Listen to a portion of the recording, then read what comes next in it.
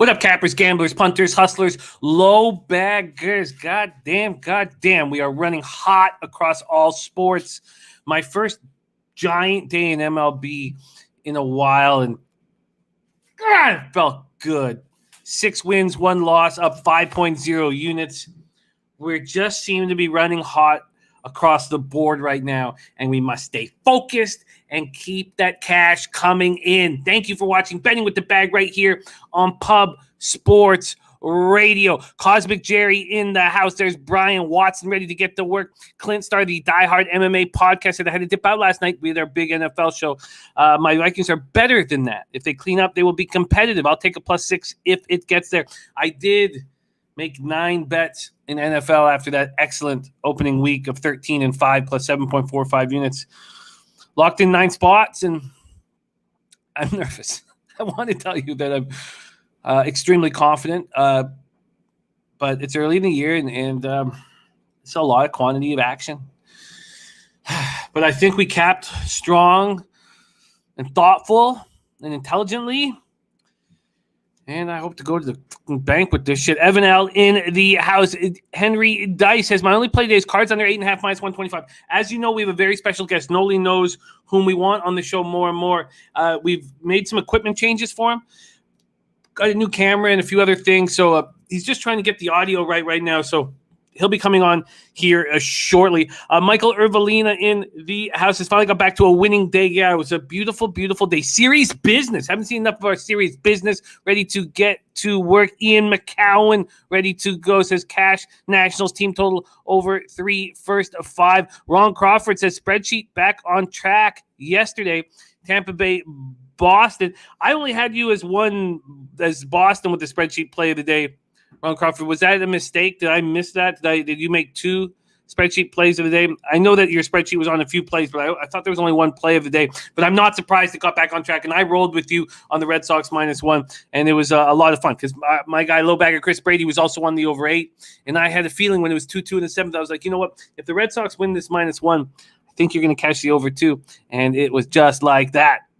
Just like that. All right, Mike M. ready to go. Von Polo in the house. Pimp slap play today. Now 5-0, 9-2 in the last 11. Great job. There is TJ. Thank you, my man. All right, let's get to work. David Summers ready to go. By the way, I don't know if any of you guys are following David Summers on Twitter. You should be. He absolutely murked the NCAA football card last weekend. It was spectacular to watch. He's a very sharp dude running with us. You know what? Right now, while I'm talking about it, while it's fresh in everybody's mind, let me pop it here into the chat so you guys can follow him as well. D at D Summers 509. So I'm gonna pop this here, copy, paste. D Summers 509.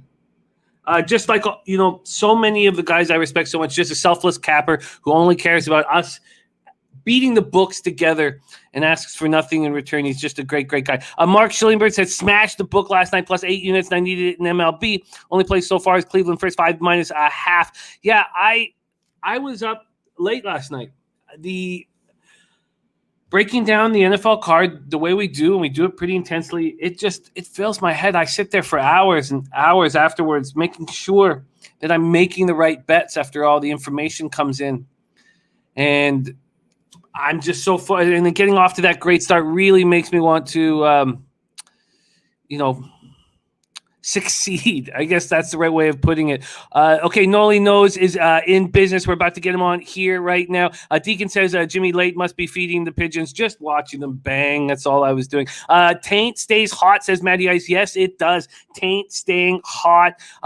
As a group, this is everything I always dreamt of. This is everything Pete Loshak always dreamt of. And don't forget about our man, Pistol Pete Loshak yesterday. Was he not spectacular? Was he not just as good as he's been since he's been back joining us? He was on the first or the under 6.5 in that first double dip, and he said he liked the first 5 under better than that. That cashed easily. Then he lost on the under 9 in Reds Pirates, and then he cashed the first 5 over 5 in Cubs Phillies, cashed the Cubs at plus 188. And remember, he also bet the Pirates at 180 plus whatever they were as a big dog, but he didn't want to give it out as an official pick. The first 5 over 4 in Marlins Nats, I believe that cashed in the 4th or 5th. I wasn't on it. I believe that cashed. And then by the way, Mark Sports Betting also killing it on the show. Kraken play today, Rays money line. He lost on the Mets -1. I cashed on the Mets first 5 -0.5. He cashed on the first 5 over 4.5 in Rockies Braves. He had an excellent day. Pistol Pete Loshak here. He lost on the under 9 in A's Royals. I cashed on the first 5 -0.5 there. I cashed on my double dip on the Giants. Jose cashed on his Giants team total over 4.5. And he missed that under 9 at -120 in the Dodgers game. But a very, very strong day from our Pistol Pete Loshak. All right, it's time to get to work. You guys, Schnizzle in the house, ready to go. Mike M., Rob McMahon, Gerardo Hernandez. Schnizzle went 5-3, up 1.5 units. That's excellent. Like, that's all we want every day. There's Tyrone Coleman back in business. J. Dub, all these great cappers. Von Polo on Bills first half. I did move on the Dolphins +3.5. There's Nut Flush Allen, our resident San Francisco Giant expert, who gave us the confidence to move forward on those Giants plays, even though they clinched the playoffs the night before. Puzzler, LJ from H-Town, Danny Lopez. He's on Stoke City Moneyline Champions League and his UEFA parlay, Man City, PSG, and Dortmund. Danny Lopez running hot on the show. Don't think we're not noticing, Danny. Thank you for your hard work. There's Dommy Gun Ricci. So many great cappers. Not flash. I did not hit the run line, but I hit the -1. So not as your balls are much larger than my marble balls. Mr. Gokster in the house. Mr. Gokster, God, he's nailing these pitchers who are going to get attacked. Dommy Gun 6-3 on MLB. Cash San Francisco first 5 under. Great work. Let's keep it going. There's Billy Pilgrim, Unc Oliver, Jefferson C, Sean, Mick, Larry Garr, Big Show Picks, and look at this, Tony Cobbs. Man, thank you so much. So kind of you and caring of you for the dono. Thank you for thinking about us, and we love working for Pub Sports Radio, and when you do things like that, it makes everything easier for our leader Jeff Slaughter. So thank you for that. Okay, you guys, there's Helpful Honda ready to go, and Ron Crawford spreadsheet play of the day 2 was Tampa. No worries. Okay, no, I'll add that for tomorrow. That was my bad. Cobra Sports 609, Johnny K, Sharam, Danzo, Nasty Nate. What a great group. It is time to get to work right now. Michael Evelina says, Jimmy, are you going to wait till Sunday and see if the Bucks go to 13-3? No, I'm not. No. I'm more concerned of it going to 11.5, in all honesty. I really am. It's not like the Bucks look great in week 1. I bet it at 12.5 at -110. And so I pulled the trigger there. I pulled the trigger on the Falcons. All right. We tried to get your next guest to make his Pub Sports Radio debut last week. Now he's got a new camera. He is in business. Without question, one of the sharpest cappers that I've had the pleasure of working with in my career. A man I want more involved in everything we do here at Pub Sports Radio. Please welcome to the show the Jedi Master of Unders, Nolly Knows, in the house. Nolly, what's happening, my man? What's going on, Jimmy? Really excited to be here. I was actually kind of wondering if you had another guest. I wasn't sure if you were talking about me, about all that sharp talk, but I'm here. I'm excited to be here. Shout out to the chat. Shout out to Pub Sports for having me on, and thanks for having me, and let's get to it. Let's get to it. Man, I love it. Thank you for joining us. Welcome to Pub Sports Radio, Betting with the Bag. Special guest, Nolly Knows. And so if you look at our schedule before the show starts, we're a little bit out of order, but it's because these are the 5 games that Nolly Knows has picked to attack. He also wants to drop some NCAA football, so he's coming back on Friday. So Friday will be another appearance from Nolly. He's going to give us a few baseball looks, and then he's going to give us our NCAA football looks. Let's get to work. We start at 1:05 p.m. Eastern. Miami Marlins, 61-84. 23-50 on the road at the Washington Nationals, 60-85, 34-40 at home. Nationals Park in Washington, D.C., 81 Fahrenheit, mostly cloudy, 10 miles per hour out to center. Trevor Rogers going up against Josh Rogers, lefty versus lefty. Trevor Rogers had a really good year. 7-7, 2.73 ERA, 1.15 whip, 118 2/3, 138 Ks, 43 walks, 6 home runs. His last start was not as good, and that's sort of been the case with Trevor Rogers of late. 4 1/3, 3 hits, 4 earned runs, 1 walk, 6 Ks, and 6-2 loss at the Braves. His ERA has gone up each month. In April, he had a 1.29 ERA. In May, a 2.34 ERA. June, 2.73. July, 4.08. September, 6.23. Going up against Josh Rogers, the lefty, has spent most of the year in AAA in the Orioles organization. He's mixed combined Orioles and Washington organizations in AAA. These are his AAA numbers: 4.48 ERA, 1.36 WHIP, just 63 Ks in 90 1/3 with 24 walks. His last start was at the Pirates: 6 2/3, 8 hits, 2 earned runs, 1 homer, 1 walk, 1 K, the 4-3 loss. More stats to break down, but let's hear what Nolly's plan is in this afternoon spot. This total opened up at 8.5. It's now at 9, and the Marlins opened up at -111. They're now -119, an 8-cent move towards them. Helpful Honda says Nats first 5, baby. Nolly knows. Here we go. Marlins Nationals, take it away. Yeah, Jimmy. Crazy stats right here with Trevor Rogers, a rookie. I'm really excited. I love rookies. I love youngsters. A Miami ball club that's full of them. So Miami team that I love watching. Actually, not getting a lot of success, not a lot of W's, but here with Rogers, I see a lot of great things from him. Yes, he struggled a bit there in the month of July. But what I've seen from him throughout the entire season, he's got the stuff, and he's had it throughout his whole career. And a lot of things, what I hear when I'm reading the articles from him, when he's talking about his family lost both of his grandparents to COVID, his mom was battling it, and something that he told his mom, he said he told his mom, "You didn't give up, you fought through it, so I'm not giving up, and I'm gonna keep fighting, and I'm gonna go after it." And also talking about the Rookie of the Year, he's a candidate and he's going for it. He mentioned a couple of things. He said, he goes, "I'm not gonna lie to you and say I'm not pitching for that. I want to compete for that and let it fall where it may." He's talking about finishing the season strong and the trajectory that he's had throughout the entire season, and I expect him to come out strong. He labored a little bit in that last outing, only gave up 3 hits, 4 earned runs, but those runs were left on base when he was pulled. Bullpen didn't do their job, therefore he gets tagged with those runs. But all in all, I think he pitched really well. 4 innings before that was pretty much lights out. So I expect him to continue that. And on the other side, we got Josh Rogers, which actually a bit of a feel-good story. 2 years out of baseball, dealing with his second Tommy John, coming back, and he's really grateful to be here. He was cut, had a really tough time in AAA, and was cut. Was thinking I got to find a job, then gets the call from the Nationals, does well in their AAA affiliate. Now he's back here, and he's done pretty solid here in his first 2 starts. Mind you, just 2 starts, but I like what I've seen out of this lefty. And here going against a lineup that pretty much doesn't instill much fear. You got Marlins 24th in batting average, 27th on base percentage, 28th in runs produced. So I expect him to have a solid start here once again, because the guy's been able to get out of jams. You look at runners in scoring position, just allowing a batting average of just 111 versus 276 with no one on base. So I like what I've seen out of him. I expect a solid outing. I jumped on the first 5 under, 4.5, not messing with the bullpens right now. The market is moving against you here with the weather blowing out to center. The way the Nats hit lefties over the last 30 days, for the last few years, but last 30 days, 300, 890 OPS. Marlins just 219, 655 OPS. But you look at these lineups, and my goodness, is this weak. For the Marlins, Rojas, Diaz, De La Cruz, Sanchez, Brinson, Panic, Leon, Diaz, Lewin and Ison.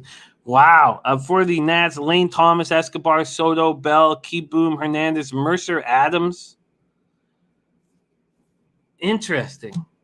Very, very, very interesting, because if you look at who's in the lineup, I don't know why this is moving to the over. Let's just take a look at the baseball data here. Against Trevor Rogers, the Nats are hitting, as you said, 111, 571. Wow. Okay. And then we move over to the cash flow. Let's just take a look at this cash flow. 3,719 tickets in. 78% of the tickets, 66% of the cash on the Marlins. 57% of the tickets on the under, 60% of the cash on the under. And yet it's moved from 8.5 to 9. Nats bullpen can't be trusted. The Marlins bullpen has not been as good. It's actually improved over the last 15 days, but it's not been very, very good. Dommy Gunn says Soto is a beast in that park. But this is an interesting spot. Let's move over to the first 5 market move here. So we know that the full game has gone from 8.5 to 9. And the first 5 here was juiced to the under 4.5 and is now juiced to the over 4.5. So it hasn't moved to 5, which would have been very nice. I get it. I absolutely get this spot. By the way, the Pimp Slap plays of the day that are cashing right now, so big for Mike M. He's on the Nationals first 5 plus a half. So your first official pick here on Pub Sports Radio is the first 5 under 4.5. And what is the juice that you're getting it at? Well, I grabbed it last night, so I paid $115. First 5 under 4.5. I get it. These are weak lineups. Alex Johnson also with you on that first 5 under 4.5. Okay, well, we have our man Nolly Knows on the board, and that was a great breakdown from the psychological character side of things rather than just hammering away at the numbers. I enjoyed that very, very much. Evan L says Nats first 5, maybe a shot on the Soto homer prop. And Dommy Gunn says if the first 5 goes to 5, I'd take it. Not sure if it's going to happen, but I like it. There's Dutch Boy Fresh joining us. Let's move on to Nolly's next look on the card. 1:10 p.m. Eastern. Milwaukee Brewers 89-56, 49-25 on the road at the Detroit Tigers 69-76, 38-36 at home at Comerica Park, Detroit, Michigan. 73 Fahrenheit, overcast, 5 miles per hour, out to left center. Brandon Woodruff going up against Matt Manning. Woodruff has had a very good season. 9-8, though, for a team that's 89-56. But 2.48 ERA, 0.97 whip, 163 and a third, 191 Ks, 41 walks, 17 home runs. His last start was not very good. It was at home. He went 6 innings, 9 hits, 4 earned runs, 3 homers, 1 walk, 6 Ks, and a 12-0 loss to the Phillies. At home, he's 4-2, 2.37 ERA, 229 opponent's batting average. I broke down his road stats because he's just 5-6 with a 2.58 ERA, but opponents are hitting just 166 off him on the road. Matt Manning on the bump on the other side, 3-6, 6.14 ERA, 1.59 whip, 66 innings, 39 Ks, 21 walks. Last start, 3 innings, 4 hits, 1 earned run, 4 Ks, and a 5-1 win at the Pirates. And he has been much better at home than he has been on the road. At home, 2-2, 4.72 ERA, still a 294 opponent's batting average. On the road, 1-4, 7.67 ERA, 318 opponent's batting average. Rem Mo says Milwaukee, Detroit played a long, raid-delayed game last night. G Money Bag says loving the under in this Brewers game. So let's set the table for Nolly and watch him roll. The first 5 was initially juiced to the under at -108, under 4.5. It's now at -112, a slight 4-cent move towards that under. And the full game here opened for the Brewers at -204. They're now -233, a 29-cent move towards them. And this total's gone from 9 down to 8.5. Nolly Knows, take it away. Yeah, we talk about the Milwaukee Brewers. I get excited, a team that I've been able to cash quite a bit of unders and a lot of live unders with this team because of the bullpen, the way Craig Counsell manages the pitching staff, something that I like quite a bit and I appreciate. He doesn't let any pitcher just let him out to dry. He doesn't believe in that crap, and I appreciate that as an under better. And here with Brandon Woodruff has been a stud all season long. You talked about it. Gave up a lot of runs last time out. Gave up the 4 runs on 3 home runs, but still a decent start. He was still gave up the 2 runs early, 3 runs in the first 2 innings. Still able to go the 6 full innings, and so still a guy that I have a lot of confidence in. And if you look, whenever he's allowed more than 3 runs in those starts, he comes back and allows 1 or less runs, going at least 6 innings, typically 7 in those outings. So he comes back with vengeance. And last time he was supposed to start on Sunday, was scratched. He had a stomach thing that he dealt with on Friday. So now he's getting a little bit of extra rest here. And it's a day game. You look at his day-night splits during the day. He's got some really good numbers. Let me see here. It's 10 games started, 1.87 ERA. 73 strikeouts in just 57 and 2/3 innings. Strikeouts kind of uptick a little bit during the day. So maybe even looking at a strikeout prop, not something I do much. But when you look on the other side for Detroit, they strike out quite a bit, 27th in strikeouts per game, 9.42 strikeouts per game. So maybe an angle you want to look at here with Brandon Woodruff. And the question mark here for this game, if you're looking at a total like me, would be Matt Manning, a guy that hasn't really produced here in the major leagues, but does have the stuff.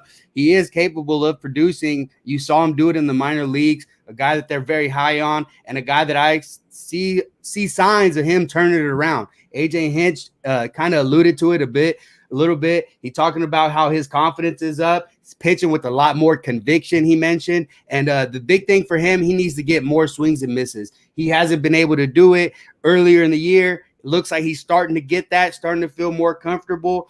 You look at his sinker in the month of July, getting swings and misses on just 10.3%. And here in the month of August, 18.2%, quite an uptick. Feeling a lot better, getting a lot more swings and misses on his pitches. I expect him to come out and pitch solid. I think this is a good spot for him.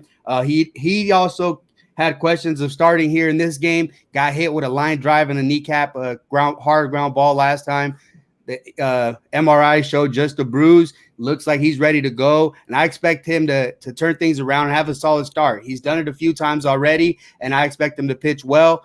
Long game, like somebody mentioned in the chat, I don't want to mess with these bullpens. They had to pitch quite a bit of innings yesterday, so we're going to stick to the first 5 here once again. First 5 under 4.5. I like it.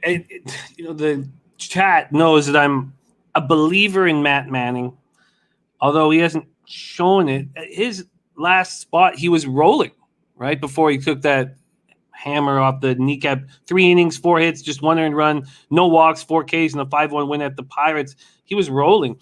Brewers are no longer smashing righties. 252, 745 OPS over the last 30 days. Tigers 236, 703 OPS. And both bullpens have been good, but you're right, they could be exhausted from last night's look. Over at Baseball Data, the Brewers have never seen Matt Manning, and only 2 Tigers have seen the Brewers. I love your daytime stats on Woodruff.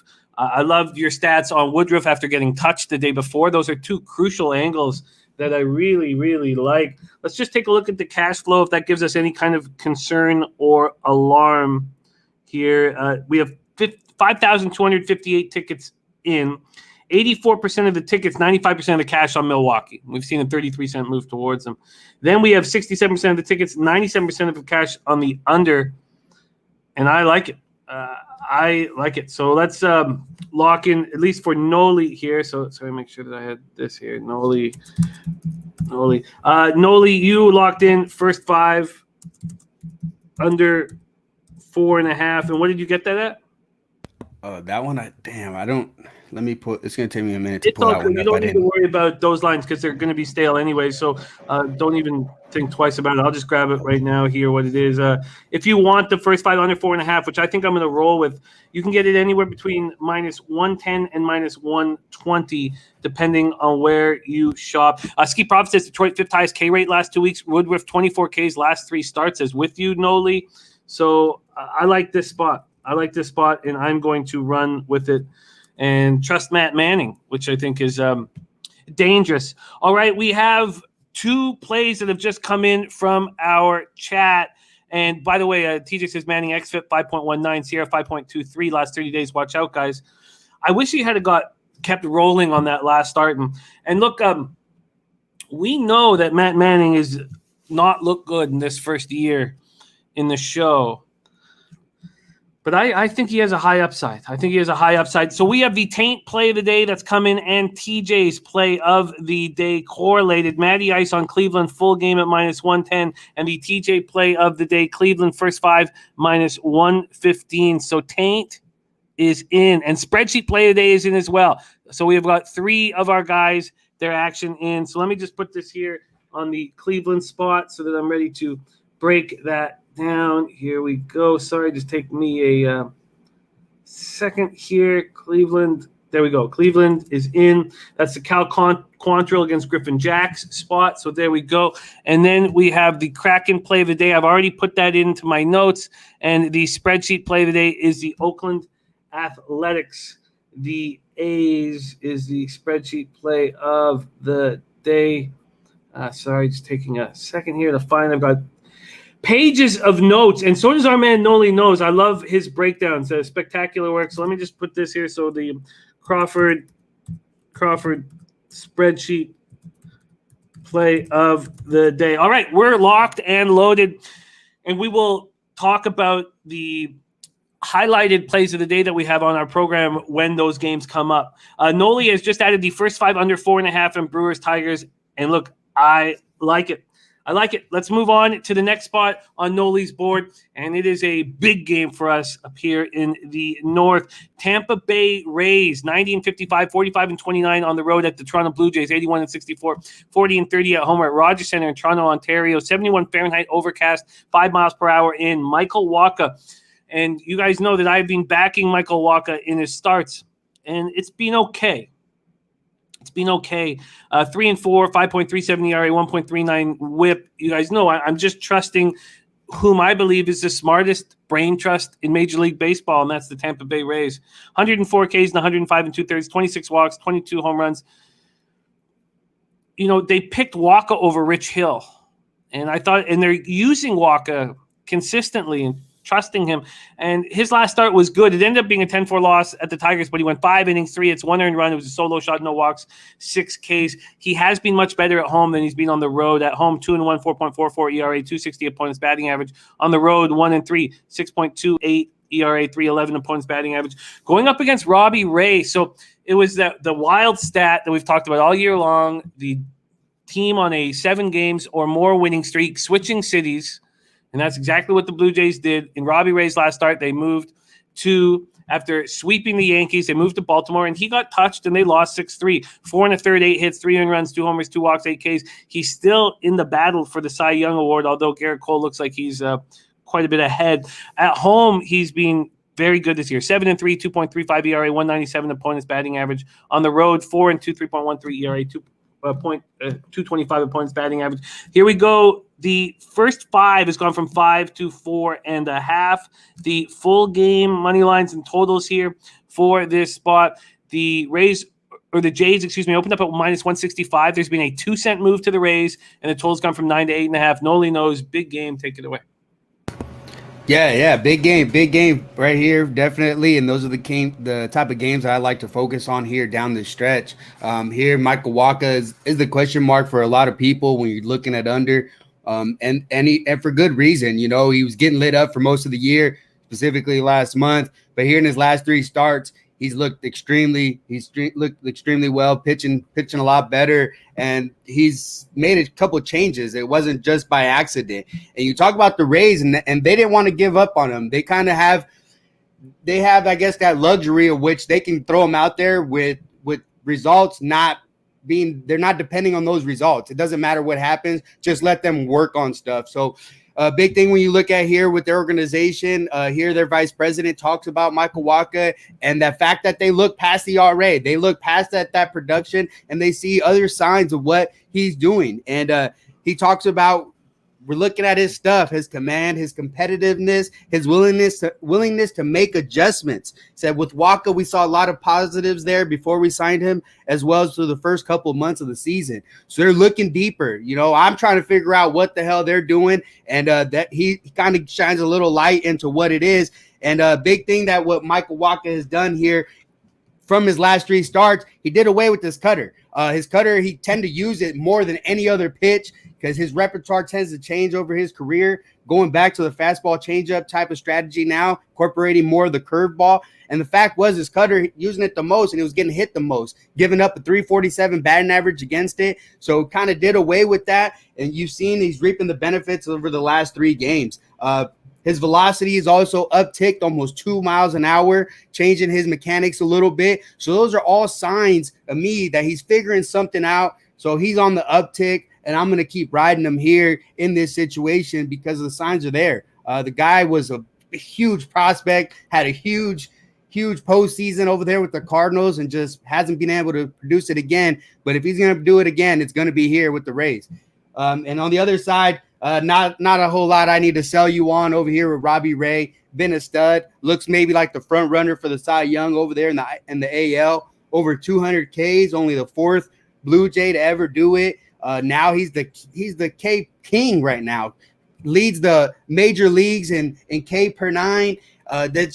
He's been remarkable. The big difference for him has been getting control. You know, he's had the stuff for his career, but last year you saw it. Command was an issue, and you mentioned it. You tried to tell me last year, and I was still bumping my head with him. Because the fact was, going into last year, he had dropped 30 pounds. So you see a veteran like that doing all those things, obviously he's committed. You know, he just didn't reap the benefits last year. He's reaping them this year. Says he feels a lot more comfortable over here with the Blue Jays. To me, this is a big game for me as well. I doubled up on this game. Unfortunately, those numbers are gone now. But I still would endorse them because I still would need the same numbers to win as what's out there now. So I'm on the first 5 under and full game in this one. I love it. I love it. You beat the line move. You got 5 and 9. They're not available anymore. Does the Rays numbers against lefties 303, 921 over the last 30 days? I mean, Nelson Cruz has changed everything in that lineup. And then the Jays versus righties, 275, 840 OPS. I guess that doesn't concern you because that's what got you the 5 and the 9 in the first place with these two pitchers on the mound. Yeah, definitely. Exactly. And then those stats, I mean, we can use them to help us try to make an educated decision. But ultimately, those lefties weren't this lefty and those righties weren't this righty. And that's just the way I look at it. You know, Robbie Ray, the way he's pitching, has been phenomenal all year. And I'm going to keep trusting that. Good pitching is going to beat good hitting. Deacon Mike says, how much will it cost me to have Nolly help me with my business renewal contract presentation? That's how sharp this man is right now. I love it. And I made my apologies. We get more in this game. We get to go deeper into this game. So I'm going to add a couple of things here with baseball data. Against Waka, the Jays are 4 for 25 against them, with a double and 3 singles, 163, 92 OPS. Against Robbie Ray, 179, 583 OPS against them. And then from a cash flow situation here, we have 3,972 tickets in. 65% of the tickets, 88% of the cash on the Jays, and a 2-cent move to the Rays. Then the totals are split 50-50, but 81% on the under. That's sharp money, and that's gone down. And we hear Nolly, who doubled up on the first 5 and full game at 5 and 9. It's 4.5 and 8.5 now. We also bring in our man Jose. I told him straight up. I was like, you know, when you shaved your mustache, Carlos Hernandez blew past you as my favorite Venezuelan. But Jose has been growing back the mustache. He lost a couple games. He grew back the mustache. He cashed a winner last night. He is now just down 0.57 units, and he wants action on this game as well. Please welcome to the show, star of the Say Hey Play of the Day and our producer on the ones and twos, Jose Bouquet. What's happening, man? Hello, gentlemen. How are you? Jimmy, honestly, was not prepared. Thought you forgot about me completely, and I thought we were just going to run right back around and reach back around for this game. But reach around. Yes, we are all about the reach around. Yes, but those text messages were true. I think it was last night, just out of the blue, in the midst of my working, I just get this text message, just randomly, and then I had to respond myself with you betting with or against my Red Sox. You know, yes, I love it. But yes, we're here for baseball. We're here for serious MLB gambling. You know it, Jimmy. That's all I am. Yes, I see that. I see how serious you are. I see the mustache growing. I see that it looks like you're about to smile. I'll pull you right off this fucking camera if you do. All right, good. Keeping it together. You've heard Nolly's breakdown on Rays Jays. How are you attacking this game? I won't take everyone's time too much. I think I'm gonna keep it nice and short and sweet. The Rays are one of the best teams in baseball. When I can get a plus 150 price on them, I'm gonna take it. I think the Rays win outright today. And I think perhaps Robbie Ray might have given something up last time out. You know, the Orioles were in fact on him. We talked about that switching cities. But the viral thing that came out of that game was manager Brandon Hyde fucking yelling at Mr. Robbie Ray on the mound and everything. And it seems like Robbie Ray thinks that the Orioles had something on him.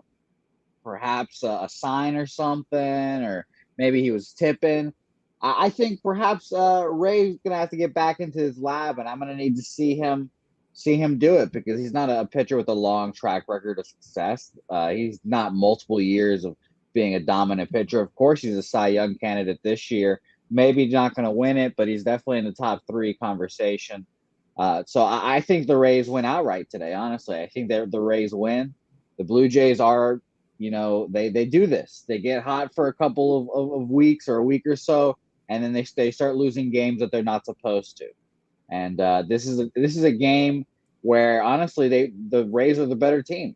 I understand it's in Toronto. Jimmy, correct me if I'm wrong. They're not even at full capacity at the Rogers Center, correct? That's right. But even if we were at full capacity, there'd be 15,000 fans there anyways. So, wow. There we go. I think the Rays go into Toronto and take 2 or 3 for this series, and I think they win today.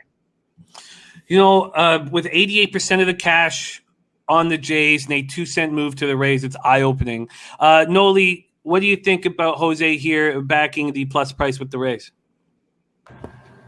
To each his own. That I think that's tough. You're going against a very hot team here, 13-1 over the last 14 games, or as opposed to the Tampa Bay Rays not playing for a whole lot. So that's a bit tough for me. Especially I don't look at sides, and he's an over better. So I don't know. I can't get in his mind. So you know me. Yeah. Well, not the other way, really. Not the words that we wanted to hear, but Jose, I get it, and I especially with the market the way it is, I can understand this move. I can understand it. What is the line that you're getting on the Rays, Jose? From our friends at Pinnacle, currently we have them at plus 150. Plus 150 for Jose. I like it, Jose. I'm proud of your seriousness. I'm proud of your mustache. I'm proud of your victory last night. Keep up the good work. Get into the black and get paid in full. Gambler's First Glance is in. Ooh-wee. Gambler's First Glance is in. Wow. Right here, Gambler's First Glance.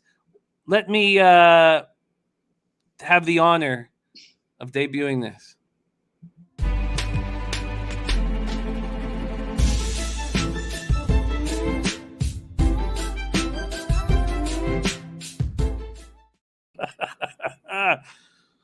Beautiful. Gambler's First Glance is in. Under 8.5. Gambler's First Glance. A lot of action from our guys on this game. It pops off at 307, and I want to sit with all of this a little more. Gambler's First Glance, with no concern that the total's gone from 9 to 8.5. And Gambler's First Glance, 7-2 over his last 9. There you have it. Thank you, Jose, for your hard work. Thank you, Gambler's First Glance, from our man Razor Sharp Picks. By the way, Razor Sharp Picks has the winningest trainer from 2014 to 2019, Carl Broberg, on the show, on the horse racing show tonight. Big news for everybody, all the horse racing fans. Also, I cashed the Prince of Wales Stakes very easily yesterday. It felt excellent. But Gambler's First Glance, Toronto, Tampa Bay under, and Broberg will be on the show tonight. Let's move on, and lots of action there. We move on. 7:20 p.m.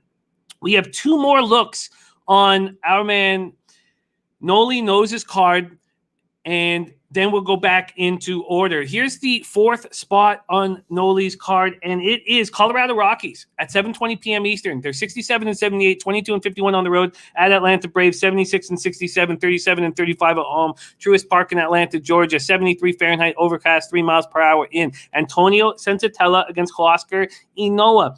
In Senzatella's last start, I could not back the Phillies as the favorite that they were. Even though Senzatella's road record has not been very good, I just didn't trust it. And I feel a similar thing here, even though Huascar Ynoa is so good at home. It just, at home, Ynoa 3-2, 2.45 ERA, 161 points batting average. It feels like Senzatella is heating up late in the season, and I can't wait to hear this breakdown. I'll add more stats in a bit, but let's let our man Nolly Knows run here on this spot.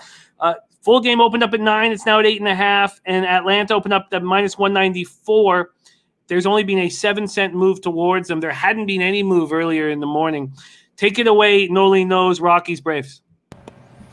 Yeah, you mentioned Sensatella. He looks like he's having a good end of the season here, and he's got really good numbers here against the Atlanta Braves, just allowing a total of 14 hits and 72 at bats, good for a 174 batting average. Holding the home runs down to just 2 home runs. That's a key stat for this Atlanta Braves lineup. If you're able to keep them down on the home runs, you should be able to keep them down on runs and total run production. On the other side, he recently faced this Colorado Rockies team and ends up giving up 4 runs in 5 2/3, was just 1 out away from going 6 innings and 3 runs. So gave up 2 base hits. So I still think he can have a solid outing against them. And you mentioned it here at home, pitches significantly better. 4.18 ERA on the road compared to a 2.45 ERA here at home, allowing just a 161 opponent batting average. Like I mentioned, he had these Rockies already once, and I expect him to pitch well here again at home, where he feels a lot more comfortable. Colorado Rockies, a team that people get a misconception of trying to bet overs with them even at home, but they tend to be one of the most profitable under teams. Actually, the most, not by a lot. They're not hugely profitable this season, but they're 78, 61, and 5 to the under total for the full game. So that's something that I always look for. There's really, their lineup hasn't produced outside of Coors Field, and I guess that's what I try to pick on. Albeit the Atlanta Braves stadium does produce some runs. Atlanta Braves are one of the hottest over teams, but here I believe in what Sensatella has done, and I'm going to be backing him, and I'm going to be backing Yanoa here. I was debating here on the full game, but I decided to pull the trigger on the first 5 again. So same number again here, once again, under 4.5. First 5 under 4.5. So the full game went from 9 to 8.5. But it sounds like, let's just see this first 5 out here. And again, we're doing pinnacle openers, so not everybody has the ability to. But yeah, it opened at 4.5 juice to the over. It's now 4.5 juice to the under. We don't have to worry about wind or humidity today. This is a look that makes sense to me. Makes sense. Let's just take a quick look at the baseball data, batter versus pitcher here. Against Sensatella, 206 with a 677 OPS are these Braves. Against Enoa, 278, 856. So they hit him a bit, but the sample size is much smaller. 5 for 18, but 3 of those hits are for extra bases. We'll move on to the cash flow in this spot. 2,458 tickets in, and 67% of the money line tickets, 75% of the cash on the Braves, and yet just a 7-cent move towards them. And then 69% of tickets on the over. We don't have the cash flow here. Guillermo Zertucci in the house. Great to see you, G. G, can you give us a little update on Eli? We know that he got COVID. We've been thinking about you and the fam. We'd love to know that he's back in action, good to go back on the football field. If you could let us know about your son, whom we care about dearly. The Rockies aren't hitting righties, 237, 709 OPS over the last 30 days. The Braves first righties, 243, 764 OPS. Not pretty good. I mean, what can I say? That's got to be top 5 right now over the last 30 days. Rockies bullpen, 4.55 ERA, 1.28 whip over the last 30 days. Braves bullpen, 3.84 ERA, 1.25 whip. This look makes sense to me. First 5 under 4.5 for Nolly, and I think that I should join in on this spot. Leave a few asterisks there. And you were saying, that you were backing Sensatella and in the first 5 under 4.5. Do you also have interest in the Rockies at a big price? No, that's tough for me to do. I'm a big fan of Yanoa. I'm glad to see him out of the bullpen and into the starting role. I like this youngster quite a bit, so kind of rooting for the other side. And it's hard for me to pick sides, Jim. Well, your under makes sense, and I think we'll roll with you on this one. Next up, 8:10 p.m. Eastern. This is the final of the Nolly Knows best bets here going up on a Wednesday. Oakland Athletics at Kansas City Royals. So we have 2 different spots here with plays of the day. Jeffrey Blue with the Blue Balls play of the day is the A's team total over 4.5. And Ron Crawford, spreadsheet play of the day, A's. Ron Crawford coming off a double up yesterday. This A's bullpen, I said it on the show, I was very confident in the A's first 5 minus a half. That cashed easily, and I didn't want anything to do with the A's bullpen, and they got destroyed in the 6th inning. And, Nilo called and said, what's your favorite spot in MLB? And I said, my favorite 2 spots are Mets first 5 minus a half and A's first 5 minus a half. And that's all I want with these. I don't know what's happening in their bullpen, but it is clearly falling apart. Ron Crawford here on the spreadsheet play of the day is the Oakland A's.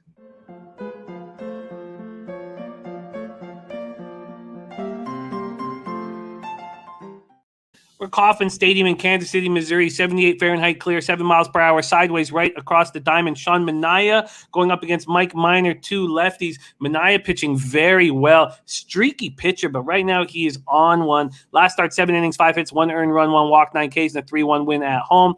And on the road, he's been better than he has been at home all year. On the road, 4-5, 3.64 ERA, 2.19 opponent's batting average compared to at home, 3.92 ERA, 2.73 opponent's batting average. Mike Minor has been a tricky cap all year. He's coming off a good start, but his splits are poor at home, poor on the road. He's not had a good season. Nobody wanted him at the trade deadline. I'm sure the Royals would have taken a prospect for him, but he's coming off a nice start at the Orioles where he didn't allow a run over 6. Let's set the table for Nolly's last spot on the card. This is the A's Royals. From the first 5 standpoint, it was initially juiced to the under 4.5 minus 114. There's been a 1 cent move towards it, so not much market movement there on the first 5, 4.5. And full game money lines and totals here. The A's opened up at minus 144. They're now at minus 131. A 13-cent move towards the Royals. And this total opened up at 8.5. There's been a 4-cent move towards the over. Nolly Knows. Take it away. This one's a little bit, the least confident pick of mine, I guess you could say, but still a pick that I just had to pull the trigger. You talked about Manaea being a bit of a streaky pitcher, but here in September is the time that he seems to just turn it on. He's got 19 career starts in the month of September. He's 11-3 with a 2.14 ERA in those starts. Whatever it is, he comes to pitch. Maybe he's lackadaisical, maybe parties in the summer. I don't know, whatever it is, but he seems ready to go. He's pitching a lot better his last 2 starts. You mentioned it, and I expect him to continue that here. Continue that here against the Kansas City Royals. Question mark here more so would be for Mike Minor. So I understand why people are taking the A's. Mike Minor hasn't looked that great all season, but looking at his last 2 starts, something that I like to see is his command was there, and that's a big thing for him right now. Is his command has to be there in order for him to be successful. That's a big thing when you're pitching. We talked about Robbie Ray earlier. You're falling behind in these counts. It's going to be very difficult for you to come back from those counts. So you got to jump ahead on these counts. And when you look at his numbers, Mike Minor's numbers against these Oakland A's, he's had some success. Had some trouble with the long ball, 9 home runs and 122 at bats, but just a 153 batting average over that span. So he's fared pretty well against them. And on the other side, Manaea, he's had some good numbers against them and just hasn't seen them too much. Hasn't seen Kansas City since 2018. And Mike Minor pitched against Oakland once already, 7 innings, just 1 earned run on 3 hits, 8 strikeouts. So I expect him to have a solid outing here. But you mentioned it here with the Oakland A's and their bullpen. It's been brutal. And the big thing has been what you saw yesterday, some of these starters going on these short outings. Montas not able to get out of the 4th inning. So you have to use your bullpen so much. Eventually they're going to get hit. So here they need a solid outing here from Manaea. And I think they get it here. I think they get it from Manaea, and I think Minor pitches well, but I'll be focusing first 5. Once again, 4.5. I like it. I think this makes sense here. And you got a nice wind right across the diamond. We talked about the 13-mile-an-hour wind across the diamond in yesterday's Tigers game, and those pitchers were lights out and had more movement than usual with that wind. And we have it similar here. I mean, not as powerful. This makes sense to me. Let's move over to the cash flow here. This is the 5th play of Nolly Knows is action here. And the 2,673 tickets in, 32% of the tickets and 61% of the cash on the Kansas City Royals. Wow. And we've seen the market move depicting that. Then we have 65% of the tickets and 57% of the cash on the over. And you have to think that's just trying to beat up the bullpen. Just trying to beat up the bullpen. I like it. 5 spots for Nolly Knows. We got our man Millsy in the house. He has a new interview up right now. on Pub Sports Radio. And Millsy has a question for you. So we're just going to go back. We'll close on this with our guy, Nolly Knows. Nolly Knows he's on Enoa over 5.5 Ks in that second to last spot you were on, the first 5 under 4.5 in Rockies Braves. Enoa over 5.5 Ks. He's coming off a 5-inning start with 7 Ks. And Millsy's wondering what you think of his spot there. Pitch to get rich from our man Millsy. Yeah, not really an angle that I attack too much, but I definitely like that. Yeah, definitely. So approved there. He did not approve of Jose's action, but Millsy's gets approval from our man Nolly Knows. Okay, so let's break down our action from Nolly Knows. First 5 under 4.5 in Marlins Nats. First 5 under 4.5 in Brewers Tigers. I'm going to ride with that one for sure. Then he doubled up on the unders in Rays Jays, but he got 5 and 9 last night. But that didn't deter our man Razor Sharp Picks, whose gambler's first glance 7 and 2 overs last night is on the under 8.5. That's available right now. Nolly Knows moved on the first 5 under 4.5 in Rockies Braves. I like that look a lot and will tail. I also like this 5th spot, A's Royals. First 5 under 4.5, which also brought us to the spreadsheet play today on the A's and Jeffrey Blue Ball's play today.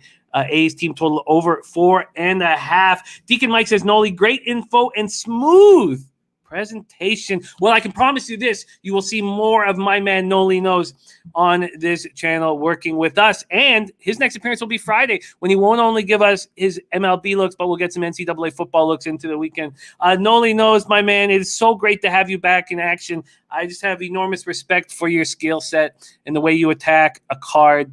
And also, as a man, you're a great guy, taking care of your family and just leading by example. Nolly Knows, where can we find you on Twitter? Thanks a lot, Jimmy. Very kind words. Appreciate all that. Thank you for everybody for taking the time to listen. And you can find me on Twitter at Nolly Knows. You see it right there, just as it's spelled out. And good luck to everybody out there. And hopefully I helped you with something. Yes. We will be very closely monitoring your action, Nolly, as we do here on the show, and I'll be tailing at least 3 of them. So let's get paid in full. Nolly Knows in the house. Thanks for joining us, my man. Thanks a lot, Jimmy. I'll see you soon.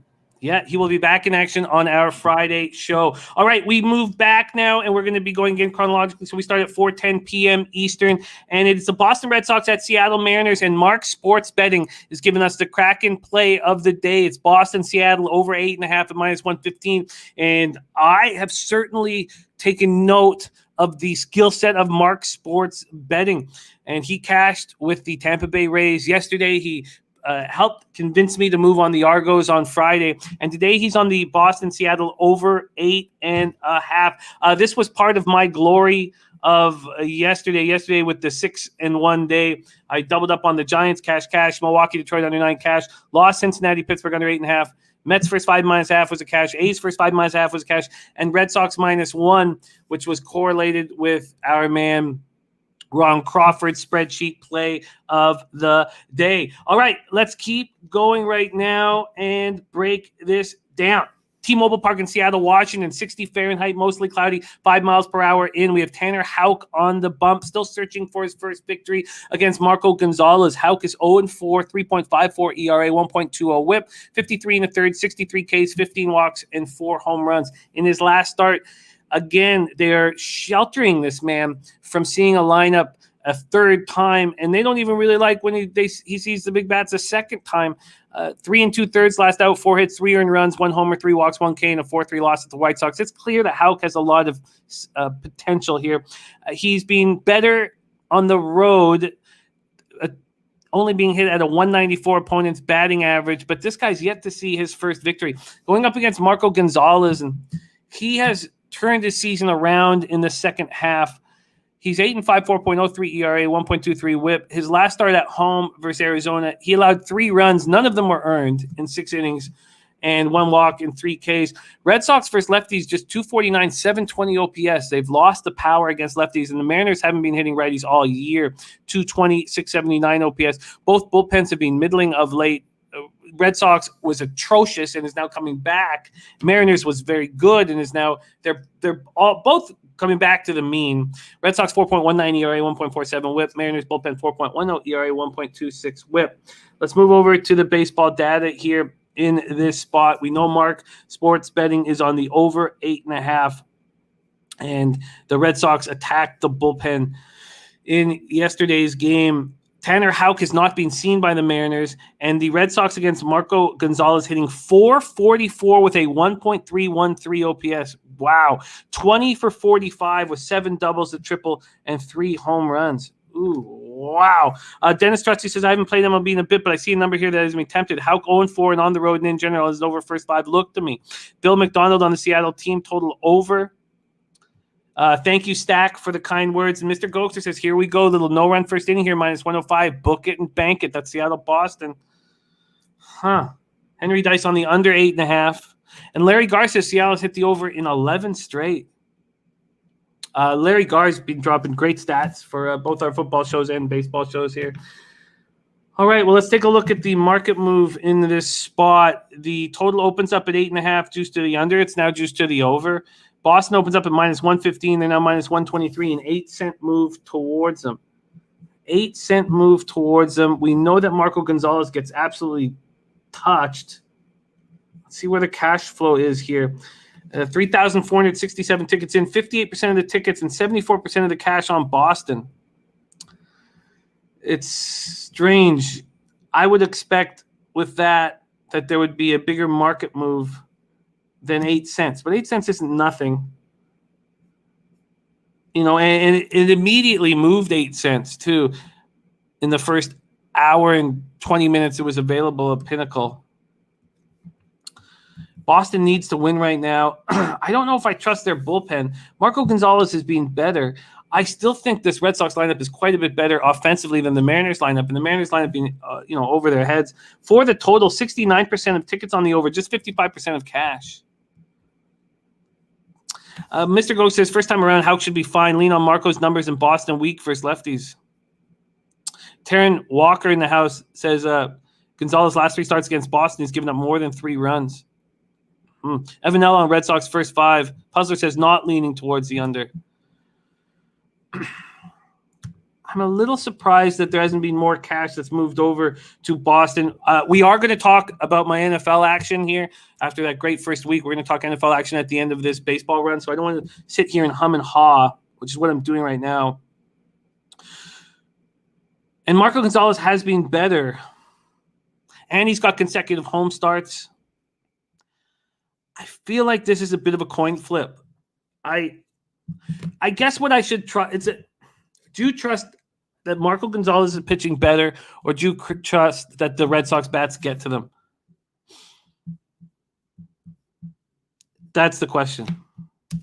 Red Sox feeling good about themselves. Big win last night. I guess I would lean towards Red Sox at the -1 line. But I am going to put one question mark beside it. Red Sox -1. All right, let's move on to 6:35 p.m. Eastern. Next up, Cincinnati Reds 75-70, 37-37 on the road to the Pittsburgh Pirates, 53-91, 33-40 at home. We're at PNC Park in Pennsylvania, Pittsburgh, Pennsylvania. It looks like this game could be rained out. Let's see if RotoWire thinks this game will be rained out or thinks it will be a go. They think it'll be a go. 39% chance of rain. It is going to rain. 9 miles per hour out center will be the wind. Vladimir Gutierrez. Now, we cashed fading him in his last start, but I did think that suspected that he might have hit a rookie wall. This 25-year-old Cuban not used to pitching heavy innings, and he's now broken the century mark in innings at 104 1/3. But he pitched fine. 5 innings, 2 hits, 1 earned run, 2 walks, 6 Ks, and a 4-1 loss to the Cubs. At home, he's 3-4 with a 4.91 ERA, 282 opponents batting average. We've seen that with a bunch of the Red starters this year, struggling at home, pitching much better on the road. He's no exception. On the road, he's 6-2 with a 3.43 ERA, 222 opponents batting average. Mr. Gokster says, might be my favorite look here. Cincinnati team total over 4.5 against Mitch Keller. Mitch Keller can just not pitch at home. And it's wild. It's wild. And, we talk about Tyler Mahle being a predictable pitcher, and Mitch Keller falls under that as well. Danzo says Pirates in September on the road are 5-2, scoring 32 and allowing 32.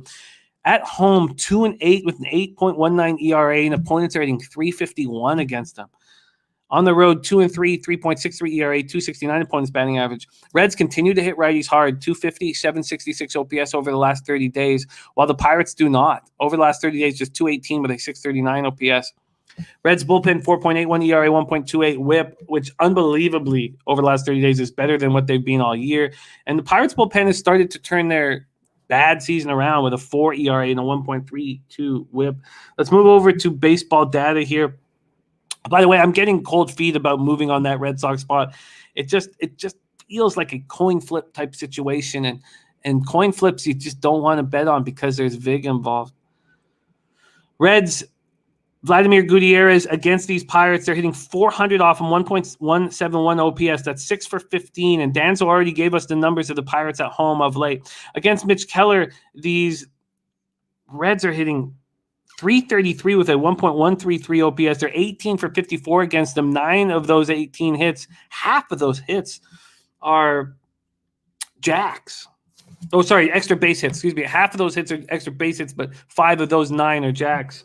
All right, let's move over to the cash flow and the odds here. This total opened up at 9, juice to the under, being a 1 cent move to the over. So very little movement. But market moving towards Pittsburgh briskly. This opened up minus 155 for the Reds. We're now sitting minus 137, an 18-cent move over to the Pittsburgh Pirates.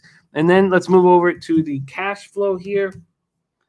And the 3,871 tickets in, 81% of tickets, 70% of the cash on the Reds, and clearly the book's feeling like that's sharp cash that's on the Pirates. 30% of the cash, 19% of the tickets. For the total, 52% of the tickets and 96% of the cash on the under. Wild. Dennis Trusty said, this is why I hate playing these games right on the cusp of the playoffs, because the Reds need to win, and they couldn't pull it off yesterday. And if I was playing yesterday, I would have taken the minus 1.5. Mr. Goxer says, Reds know they got to get runs with Gutierrez on the mound. Viper NB's on Reds team total over and full game over for me. Why? Why would this market be moving towards the under? Why? Okay, so to me, this is Pittsburgh Pirates or no bet. And I can't vouch for Mitch Keller at home. So I get the market move. I get fading the Reds. This is no bet for me, and I'm going to move right past it. 7:05 p.m. Eastern, Chicago Cubs 66-79, 27-43 at the Philadelphia Phillies, 72-72, 40-32 at home. And Viper says maybe rain at Pittsfield. And Puzzler says he likes Cincy today. It feels like that's sharp money on the other side.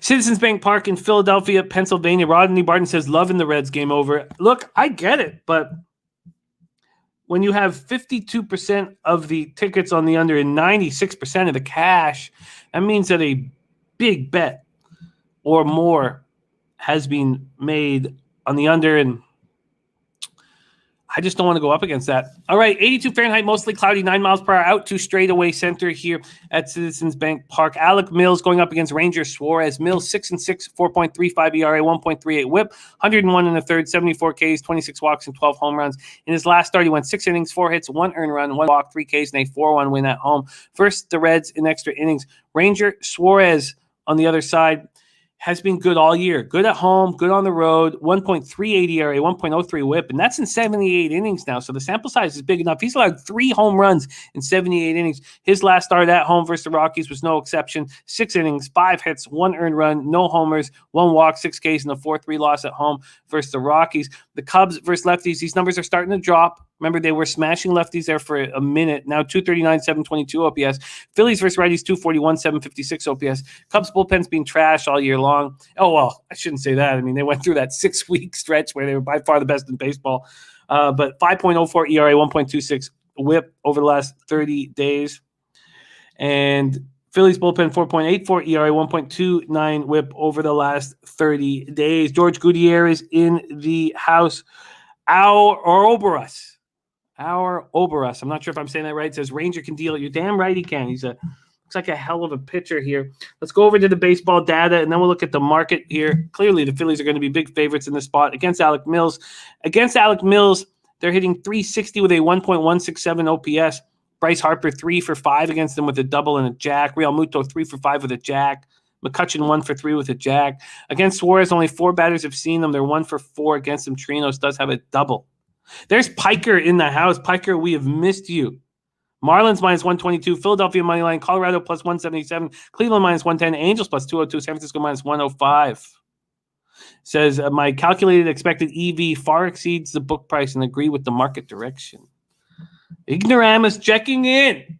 I love it. We've missed you, Piker. Okay, so let's take a look at the cash flow here in this Phillies spot. Let's take a look at it right here. We go. 2,950 tickets in. 85% of the tickets, 97% of the cash on the Phillies. Then 46% of tickets, 99% of the cash on the over. Now, I know the sample size isn't huge with 2,950 tickets in, but that's amazing. And the Phillies have only moved 14 cents from minus 181 to minus 195, and this total hasn't moved. All this money on the over and the total has not moved. Philly to score first, book it and bank it is a very interesting call. Very, very interesting call. Why, with all this money on the Phillies, could there only be a 14-cent market move? Why? Must think that Mills is capable of a good start here. Let's check out the first 5. And in the first 5, it's between minus 195 and minus 200. I'd be curious to see if BetOnline has had any movement on the first 5, just 5 cents towards the Phillies. That does make sense. That does make sense. Ixnizzle says, I like it a lot. I do too. Phillies to score first, so we just need Suarez, who's been lights out, to get through that first inning, and then that first group of Phillies to attack Mills, who's coming off a nice start, but it was at home. I think that is a great call from our Mr. Gokster. Phillies score first. Because you'd have to think that Phillies to score first, because the Cubs have the first opportunity, is going to be way less juice than the first 5 minus a half. Deacon Mike, who knows these Cubbies inside and out, says, I don't trust Mills. I think that's a good move.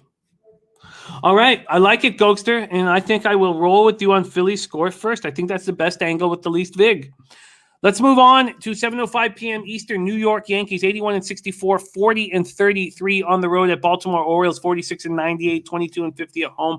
We're at Camden Yards in Baltimore, Maryland. 83 Fahrenheit, humid, mostly cloudy, 9 miles per hour out to left center. Nestor Cortez versus John Means. You guys know every time John Means has faced the Yankees in the last, this year pretty much, I've been on the first 5 under and I've cashed them all.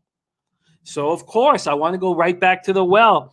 But I've been cashing in the last cash, which was so easy, was John Means on the road, where he's been much better than he's been at home. Now, he's coming off a nice home start. It was a 6-0 loss, but he went 7 innings, allowed 5 hits, 2 earned runs, 1 homer, 2 walks, and 5 Ks.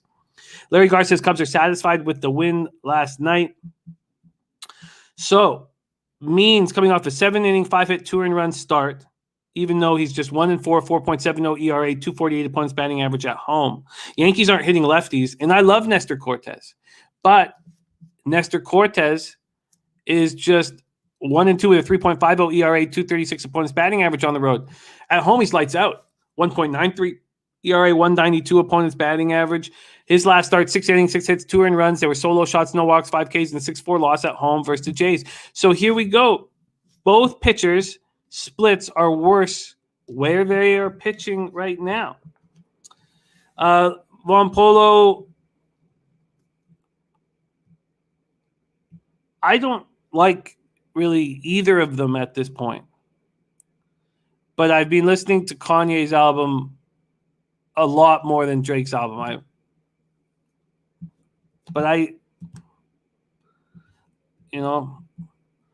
Like last night, I know this is off topic, but it was all Sunken Place Kanye for me. Look, I know he's nuts, but I'm not a fan of Certified Playboy right now. Maybe that will change, but I've been listening to Kanye much more than I literally that first listen of Certified Playboy. I was like, I don't know. Okay, so here we go. Let's move into the baseball data here. Nestor Cortez 167, 551 average against.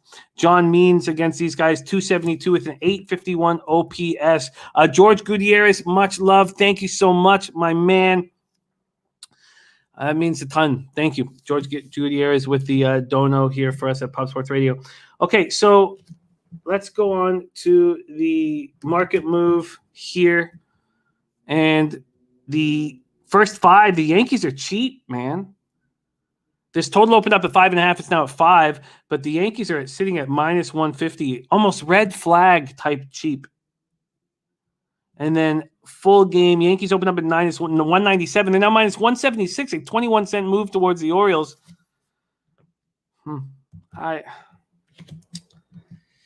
Viper, I hope so. I would like to get hot badly. Then that was my first big night last night in a long time, and it felt very good, and it felt like how nice we were rolling for most of the year. Okay, so let's move over to the cash flow and see if this makes sense. This market move towards the Orioles, just 1,866 tickets in, 72% of the tickets, 89% of the cash on the Yankees. Now 21-cent move towards the Orioles, wild. 74% of tickets on the over. I don't want this. Birdie, my man, thank you for stopping by, and thank you for the kind words. I don't want either of these guys. 83 Fahrenheit, 9 miles per hour to left center. I'm getting the worst splits for both of them. I just trusted Means. And I trusted Means. I got a 5. Now it's 5. I can understand being nervous about this game. I'm nervous about the market here, and I don't need to go back to the well with the first 5 under. So I'm going to pass on Yankees Orioles. Let's keep rolling. Next up, 7:10 p.m. Eastern, St. Louis Cardinals 75 and 69, 36 and 36 on the road at New York Mets 72 and 74, 43 and 30 at home. We're at Citi Field in Queens, New York, 79 Fahrenheit, mostly cloudy, 13 mile per hour wind out to straightaway center. John Lester versus Tyler Megal. Lester 5 and 6, 4.75 ERA, 1.54 WHIP, 119 and a third, 72 Ks, 48 walks, 20 home runs. But he's been pitching much better of late. Last start at home versus the Reds. Granted, the Reds are not hitting lefties at all. 7 innings, 3 hits, 2 earned runs, 2 homers, 4 walks, 2 Ks, and a 4-2 loss at home versus the Reds. Luke Murphy in the house. Esteemed author Luke Murphy says fade Lester today. Henry Dice looking at the under, and George Gutierrez looking at the over here. Tyler Megal has been better at home than he has been on the road. I thought the splits were even more wild, more drastic. Deacon says 13 miles per hour out. You know what I'm betting, over 2.5 home runs. Makes sense to me. Megal's last start was at home versus the Yankees, so he has consecutive home starts, a spot that we'd like to back pitchers in. 7 innings, 4 hits, 2 earned runs, 1 homer, 1 walk, and 10 Ks. There was a thought that maybe he'd hit the wall. He hasn't pitched that many innings, 77 and 2/3 in the show, and I believe he had 5 starts, at least 5, maybe probably had more than that. But he was, a strikeout king in Double-A. At home, 3-1, 3.80 ERA, 224 points batting average compared to the road, 0-3, 4.41 ERA, 276 opponents batting average. Rodney Barton talking about the Yankees Orioles says if I had to take this game, Yankees run line. Other than that, throw the game away. Yeah, I don't want to deal with that spot. Cardinals versus righties last 30 days, just 232, 669 OPS. Arenado is not giving them what they'd hoped for. Mets versus lefties last 30 days, 228, 655 OPS. So neither team is hitting, even though the wind's blowing out like crazy. And both bullpens are playing good, especially the Cardinals bullpen. Last 30 days, 3.42 ERA, 1.13 WHIP. Mets bullpen, 3.95 ERA, 1.30 WHIP. Dennis Trusty, I hope that I'm on the ponies tonight too. I expect to, but really being grinding hard and lacking sleep, but I expect to. And my account's loaded up from the Prince of Wales steak. So Mr. Go says, one thing I've noticed from Megal, he's great versus righties, but poor versus lefties. St. Louis only have one lefty bad. I think Mets run away with this one. Dommy Gun says, the wind isn't always a big play at Citi Field. It tends to swirl, not like Citizens Bank in Philly. And then Mr. Go says, sorry, there's two switch hitters. Dommy Gun says, I don't say it really ever. Dommy Gun, our New York Mets resident expert, says, but in my opinion, Mets win and get to Leicester. If anything, my Mets bets are mostly under first 5 bets or full game, but tonight I'm on the over 8 at minus 120 and lean Mets to the run line at plus 125. Let's dive in more. We'll go to the baseball data first. Against Leicester, 273 with a 902 OPS. The Mets get to him. And the Cards have never seen Tyler Megal. Mike M and I talk about how much we love the consecutive home starts. And it looked like McGill hit a little bump in the road, but he certainly fixed that against the Yankees at home. And now he gets another start here. Let's take a look at this market move. This total opened up at 8, and Pinnacle just moved it to 8.5. So not just Pinnacle, Heritage, New Wager as well. There are 8s available, but the line indicating books that changed the market and moved it to 8.5. Mets opened up at minus 140. They're now minus 161. A 21-cent move. 21-cent move towards these Mets. Let's take a look at the cash and see if that follows suit. So I'm starting to lean towards the Metropolitans here. 2,484 tickets in. First thing they're telling us is that the Mets are going to move to minus 175. So money coming in on the Mets. Then they say 74% of tickets on the Cards, but just 55% of cash. 67% of tickets on the over. Dommy Gun says the 8 will be gone. Wow. So the Cardinals bullpen's been much better than the Mets bullpen. I would want to attack Leicester, but the Mets are 228, 655 OPS versus lefties. I guess we can put that aside because the Mets have very good numbers against Leicester. Tyler Megal coming off a great start. Why would he not be able to do it? There's Crystal Warren in the house. Great to see you, Crystal.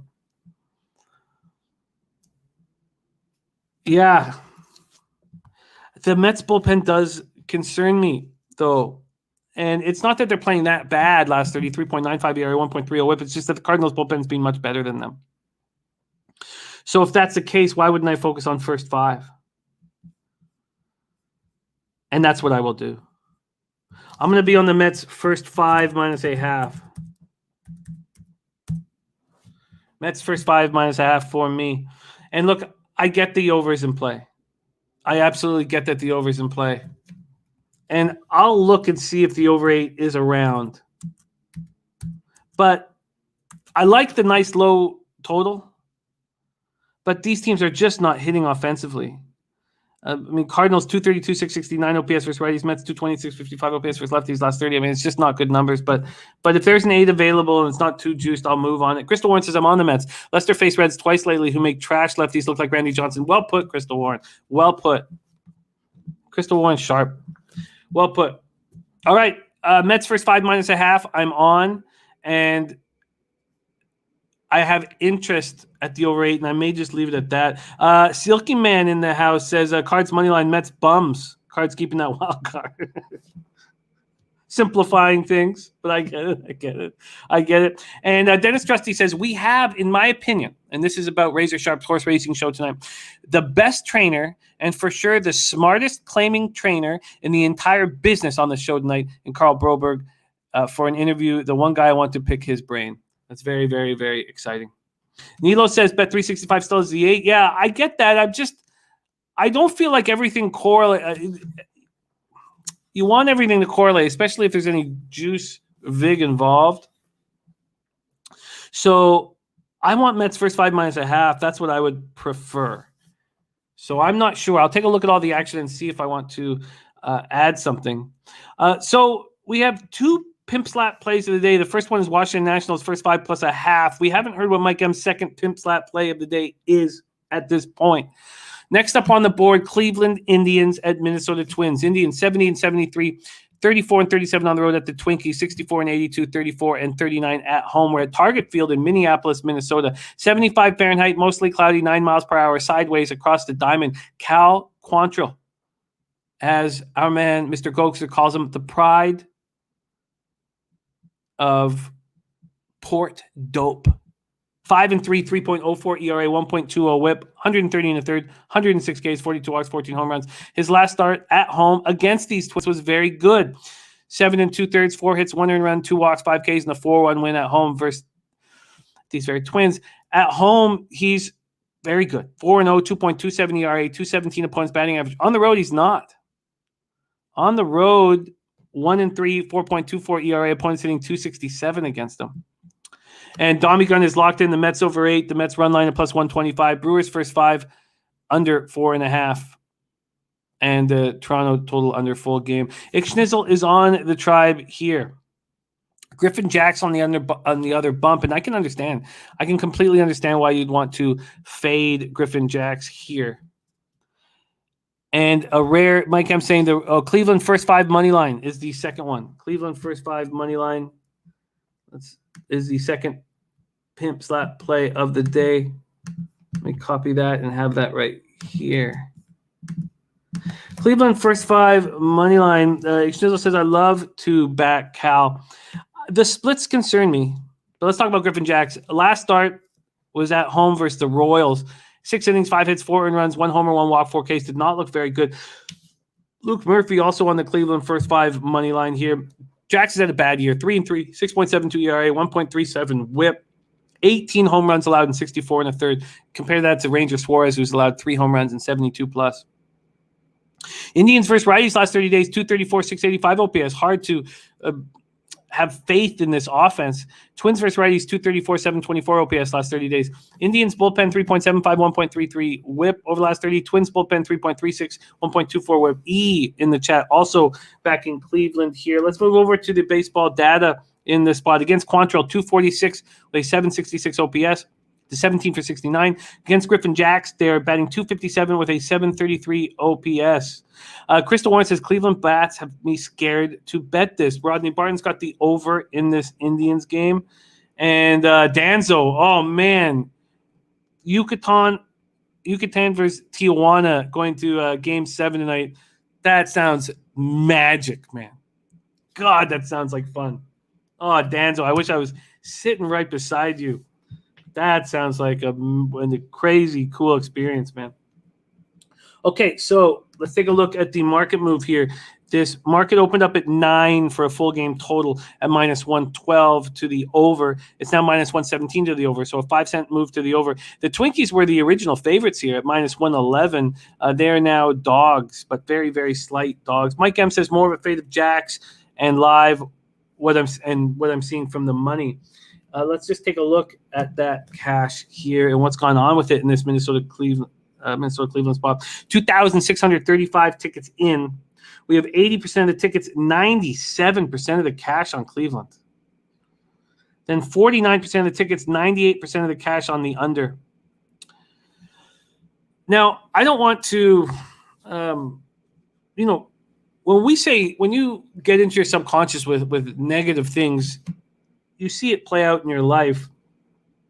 I was a comic for 18 years on the road, and one of the best comics in this country, Canada, Ron Jossel, would always say that your subconscious is an asshole. Always saying negative things. I'm not funny enough. I'm not good enough. I'm going to fail. Whatever.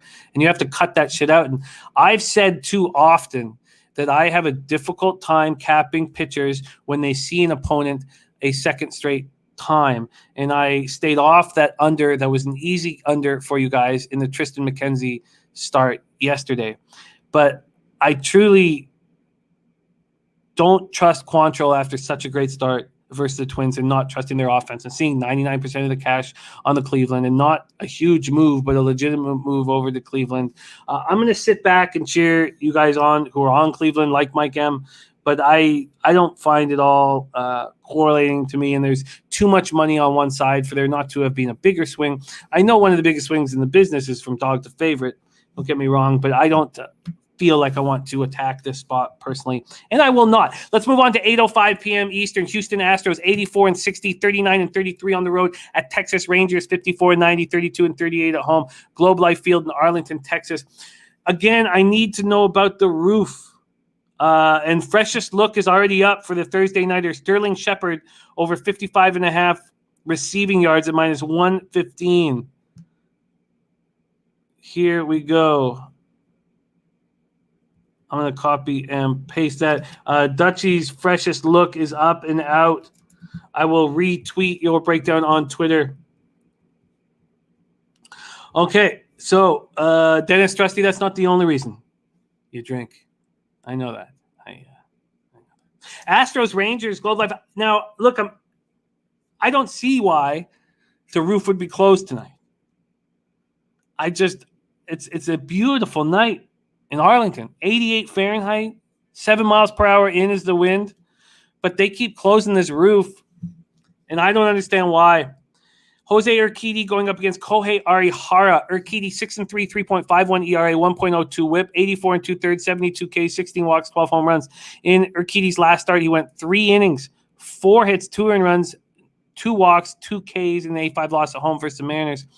At home, he's 4-1 with a 3.15 ERA, 2.03 opponent's batting average. On the road, 2-2, 3.83 ERA, 2.37 opponent's batting average. Not a big difference, but enough for me to write down and share with you guys. He's worse on the road. Against Arihara, 5.89 ERA, 1.36 WHIP. They're just 36 2/3, but he seems to be turning it around a little bit. Now, he just went 4. Oh, wow. Danzo says Fernando Rodney's Tijuana's closer. Oh, that's so cool, Danzo. That would be, God, that would be so much fun. 4 2/3, 4 hits, 2 earned runs, 1 homer, 1 walk, 3 Ks, and 8-5 win at Arizona. Look at the splits for Arihara. Now, I don't know how much. Every capper has to make their own decision how much you want to focus on these splits of a pitcher who's only throwing 36 2/3. I think the sample size is too small, so we should probably let it go. But at home, he's 0-2 with a 9.22 ERA and a 2.81 opponent's batting average. On the road, 2-1, 3.91 ERA, 2.50 opponent's batting average. Puzzler, I agree. I don't think Puzzler saying your observation about second start effectiveness is inherently debatable, so I question making it a law. All I know, Puzzler, is that I track everything, all my records very, very closely. And my ROI is bad when I deal with pitchers who've just pitched. And this sounds ridiculous, and I don't want to stick to it because it's too simple. You can't simplify a game as complicated with the statistical analysis available in baseball. But if I just bet the opposite of what the pitcher did the first time they saw that offense, I would have a winning ROI. But I don't want to simplify things. So it messes me up. The whole thing messes me up. Astros versus righties the last 30 days, 279, 756 OPS. Rangers versus righties, 275, 762 OPS. Astros bullpen last 30 days, 4.44 ERA, 1.30 WHIP, while the Rangers bullpen is at 3.74 ERA, 1.36 WHIP. So let's move over to the market move. We watched Texas run all over Houston again yesterday. This total opened up at 9, minus 113 to the over. It's now juiced to the under. So a move towards the under. Urquidy and the Stros opened up at minus 196. They're now minus 207. An 11-cent move over there. So let's go to baseball data. Against Urquidy, just 3 for 18 with 3 singles. Wow. And the Astros haven't seen Arihara. Now let's move over to the cash flow here. 3,959 tickets in, 83% of the tickets, 82% of the cash on the Astros. 83% of the tickets and 82% of the money line cash on the Astros, and yet just an 11-cent move towards them. Then we have just 54% of tickets and don't know the cash, 54% of the tickets on the over. Look, the last thing I want to do is use what's happened in the 2 games previous and involve that in my capping here. But Urquidy has not looked very strong of late. And why would I want him as a big favorite? And look what the Rangers are doing to righties. This was a Rangers team that wasn't hitting anybody that's now hitting 275, 762 OPS. I don't want it. I don't want it. My man R says betting on Greinke is like betting on Keuchel. Don't. Let's let that roll us into the next spot on the card, 8:10 p.m. Eastern. Los Angeles Angels, 70-74, 32-40 on the road. At Chicago White Sox, 83-61, 49-25 at home. Guaranteed rate field in Chicago, Illinois, 70 Fahrenheit clear, 7 miles per hour in. Jansen Junk on the bump. Jansen Junk, his major league debut was 3 2/3, 6 hits, 5 runs. Only one was earned. 2 homers, 1 walk, 2 Ks, 7-3 loss at home versus the Rangers. He was in the Yankees organization. He is now obviously in the Angels organization. He was a 22nd round pick by the Yankees out of Seattle University. Jansen in Double A, because he was in Double A with both the Yankees and the Angels. 6-3 with a 2.81 ERA, 1.10 WHIP, 97 Ks in 93 innings, 27 walks, 11 home runs. We've seen pitchers like Jansen Junk, like Tyler Megal, make the move from Double A into the show this year without pitching at Triple A. Mike M says Junk earned his nickname last start. And Jamarian Green says, will Nats win again or Miami? We did break down that spot in our expert Nolly Knows, gave out the first 5 under 4.5 in that spot, Jeremiah. Okay, so Jansen Junk going up against Keuchel. Jansen Junk, not a highly thought of prospect.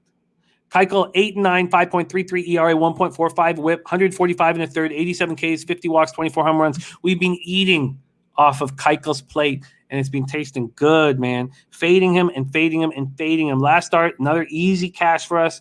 It was Montas against Keuchel. We had the A's first 5 in full game. Keuchel went 5 2/3, 8 hits, 5 earned runs, 1 homer, 1 walk, 3 Ks, and a 5-1 loss. Angels versus lefties, 221, 696 OPS. White Sox versus righties, 269, 758 OPS. Those are both last 30 days. So the Angels hitting 221, 696 OPS versus lefties. Now remember, the A's were also not raking against lefties. They were not hitting well, but they got to Keuchel. Keuchel's allowed 5 earned runs in each of his last 3 starts. Angels bullpen, 4.51 ERA, 1.44 WHIP last 30. White Sox bullpen, 3.86 ERA, 1.18 WHIP. I really wanted to talk this game out because I was like, am I going to sit here and take Jansen Junk and the Angels over the White Sox? Let's see what the market move has done here. We have this total opening up at 9.5 to the under, and a 4-cent move. It was already juiced at minus 114. It's now juiced to minus 118. And the White Sox open up at minus 235. They're now minus 216. So let's move over to the first 5 and see what we are dealing with here. With the first 5, this total opened up at 5, juiced to the over, and Pinnacle just moved it to 5.5. And why wouldn't they? You know, I know that the weather is 7 miles per hour in, but why wouldn't they move this towards the over? So obviously the White Sox haven't seen Junk, but against Keuchel, Keuchel's 3 for 26 against these guys. 3 for 26. Let's see what the cash has done here, because there's a ton of mixed messages. So money line, 50% of the cash tickets, 81% of the cash is on the White Sox, and then 46% of the tickets, 68% of the cash on the over. How do we not just sit back and take an over, first 5 over 5? We do. We don't trust what Keuchel's done to these Angels because right now he's trash. And if Pinnacle moves it to 5.5, the other books will follow suit. Get in on that first 5 over 5 before it hits 5.5, and I should have already been on it. Okay, let's roll. We have 2 games left, and then we're going to discuss the NFL action after a giant 13-5 plus 7.45 unit week 1. 9:45 p.m. Eastern's next up. Padres Giants, Oracle Park in San Francisco, California. I do want this show to be done by 1 p.m. Eastern. I'm not sure if I'm going to move on that Nats Marlins, and I'm likely not going to. But the Brewers Tigers first 5 under, and that starts at 1:10 p.m. is something I would like to take that first 5 under 4.5. And one of the very interesting things about that Marlins Nats spot is it just seems like it's a little too much of a fairy tale for me to sit back and see Josh Rogers, the feel-good story, 2 Tommy Johns, was looking for a job. He now has a job in majors. And then Trevor Rogers, who's been dealing with all these, with COVID attacking his family the way it has. And I'm supposed to sit back and go, read this fairy tale. Been reading fairy tales to my daughter, and I'm fucking sick of them. You want me to sit back and believe in Trevor and Josh Rogers? I don't know. I don't know if I can. I don't want to go on the other side, but I don't want to sit here and believe in this fairy tale bullshit. Okay. So we have 2 more games left. 9:45 p.m. Eastern. San Diego Padres at San Francisco Giants. Padres 74-70, 30-39 on the road. They are missing one key component. They're like the Tin Man. No heart in this ball club. San Francisco Giants 94. There. Look at there. You can tell I've got a 4-year-old daughter making Wizard of Oz references. 57 Fahrenheit, partly cloudy, 11 miles per hour, out to straight away center. Joe Musgrove against a bullpen day led by Dominic Leone. Joe Musgrove 10-9, 2.93 ERA, 1.03 WHIP, 159 and 2/3, 180 Ks, 45 walks, 18 home runs. No Max. NCAA will be on Thursday and Friday. Today will be the day where we just go over the NFL action that I have. So no, unfortunately, no. But what we need to know, Max, is what you are on in NCAA football, and maybe you would like to make an appearance. Maybe you'd like to make an appearance on the show. I'd love that. So why don't we talk if you're interested in jumping on tomorrow and letting us know how you are attacking things. Musgrove, 6 innings, 4 hits, 3 earned runs, 1 homer, 5 walks, 7 Ks, and a 3-0 loss at the Dodgers. Leon, 2 innings, 1 hit, 1 K, and a 9-1 win at home versus the Padres. It was a really interesting gambling situation yesterday with Padres Giants. A really interesting situation. It was the Giants made the playoffs, but we knew this is a veteran-laden team full of heart who want the division badly. And this is a Padres team that just doesn't care. That's getting paid huge amounts of dollars and just doesn't care. And it was pretty easy to comfortably back the team with heart. Padres versus righties last 30 days, 205 with a 642 OPS. Are they even trying up there? Giants versus righties, 248, 769 OPS. You can't just buy a winner. And maybe you'd say, well, look what the Dodgers did. A lot of the Dodgers' key components throughout their rise has been homegrown talent. Padres bullpen's been absolutely atrocious. 4.98 ERA, 1.29 WHIP over the last 30. Giants bullpen lights out, 2.29 ERA, 1.07 WHIP. Look, it's a bullpen day. Let's see what the market is holding here for Padres Giants. This total was initially juiced to the over 4.5. It's now juiced to the under 4.5. I understand that. 11 miles per hour to straightaway center.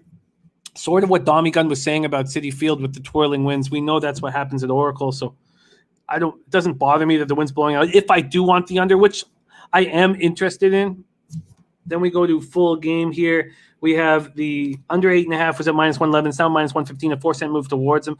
The Padres open up at minus 120. They're now at minus 104. So, and Maxwell Smart says Grichuk over a half base at minus 175. Tio Hernandez over a half base or 1.5 bases at plus 110. And Gurriel over 1.5 bases at plus 140 for Maxwell Smart. Thank you for sharing that. And Maxie says I can do it when there isn't college basketball. Okay, Maxie, let's talk. Love to have you on. Let's talk. Okay, so now let's move over to – so we've seen the market. We haven't gone over the baseball data. It really only applies to Musgrove, so let's look at that. 244, 755 OPS. So 19 for 78 with 8 extra base hits. Now let's move over to the cash flow here.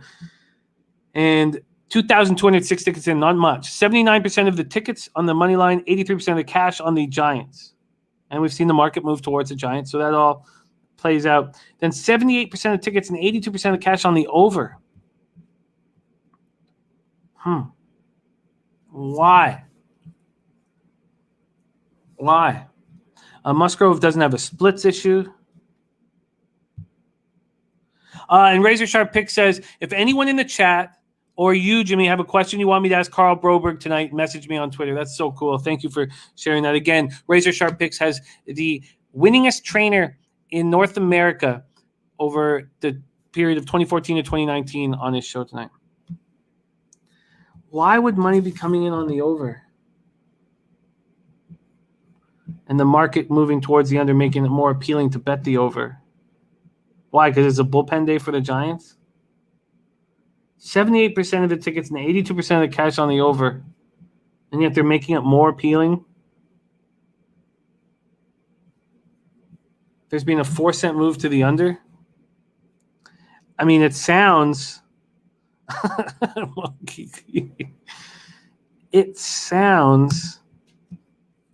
Oh, wow. Remo says, for those who like the under in Tampa Bay, Toronto, the total is now 9. It sounds like I should stay off of this game.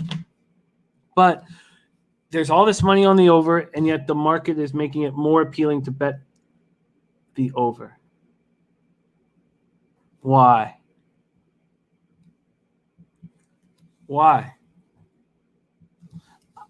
I want the first 5 under, but I'm not going to bet it. This is, the reverse line movement should make you want to bet the under. But why would there be all this money on the over? It's confounding.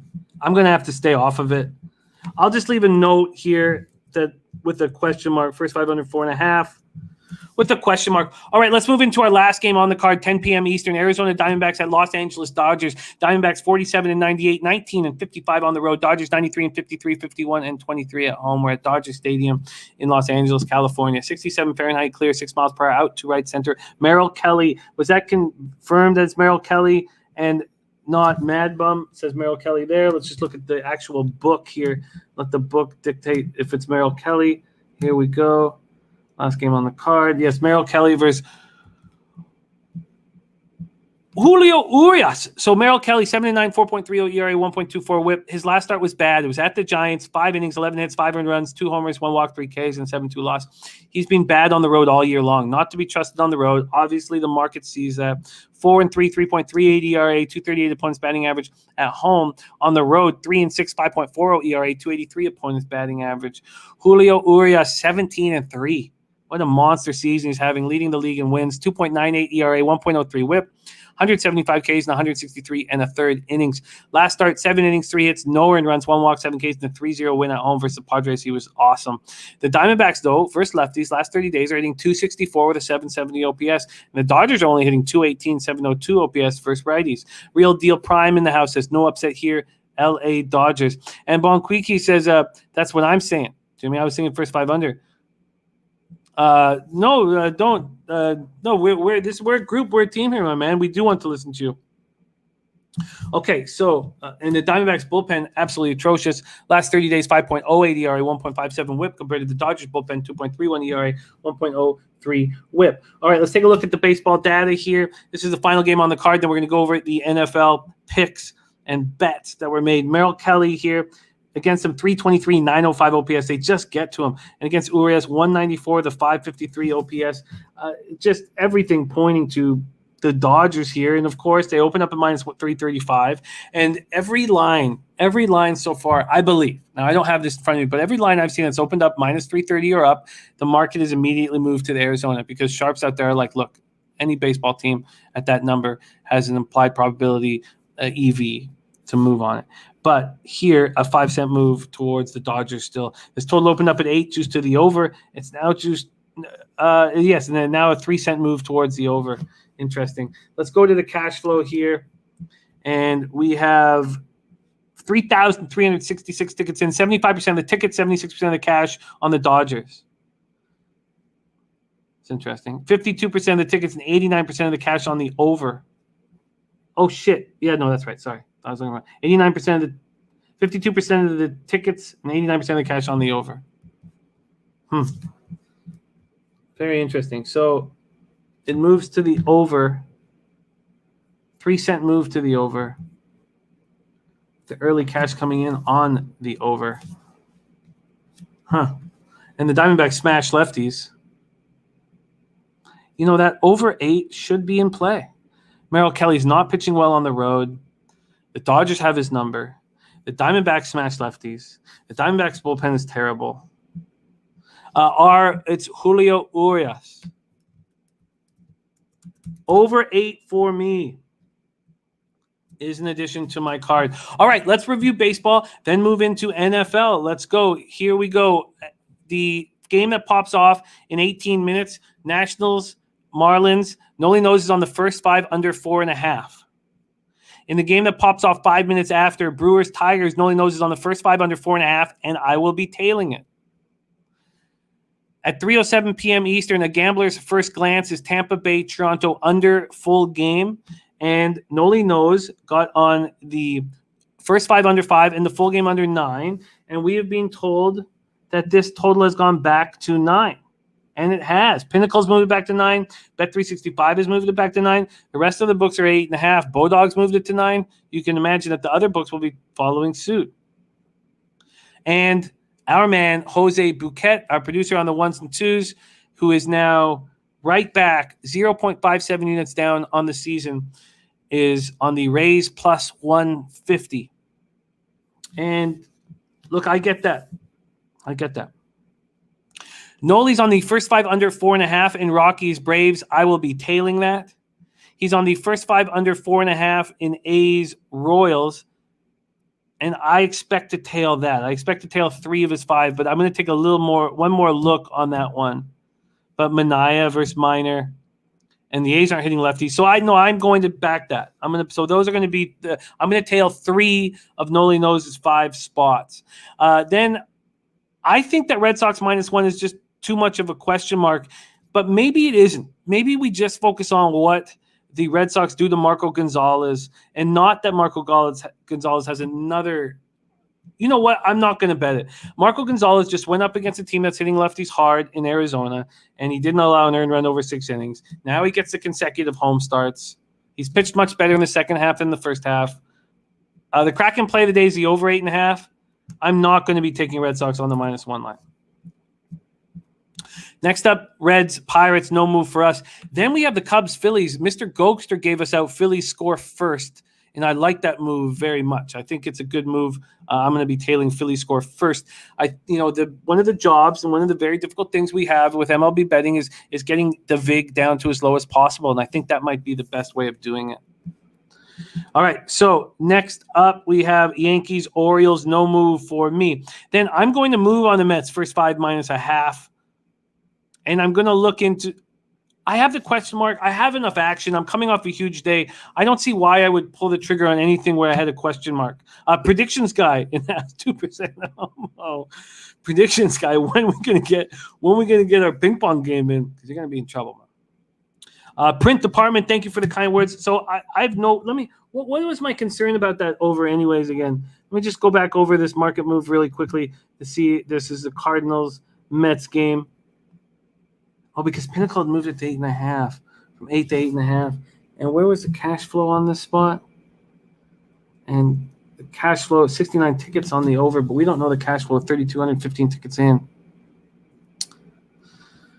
I don't dislike it, but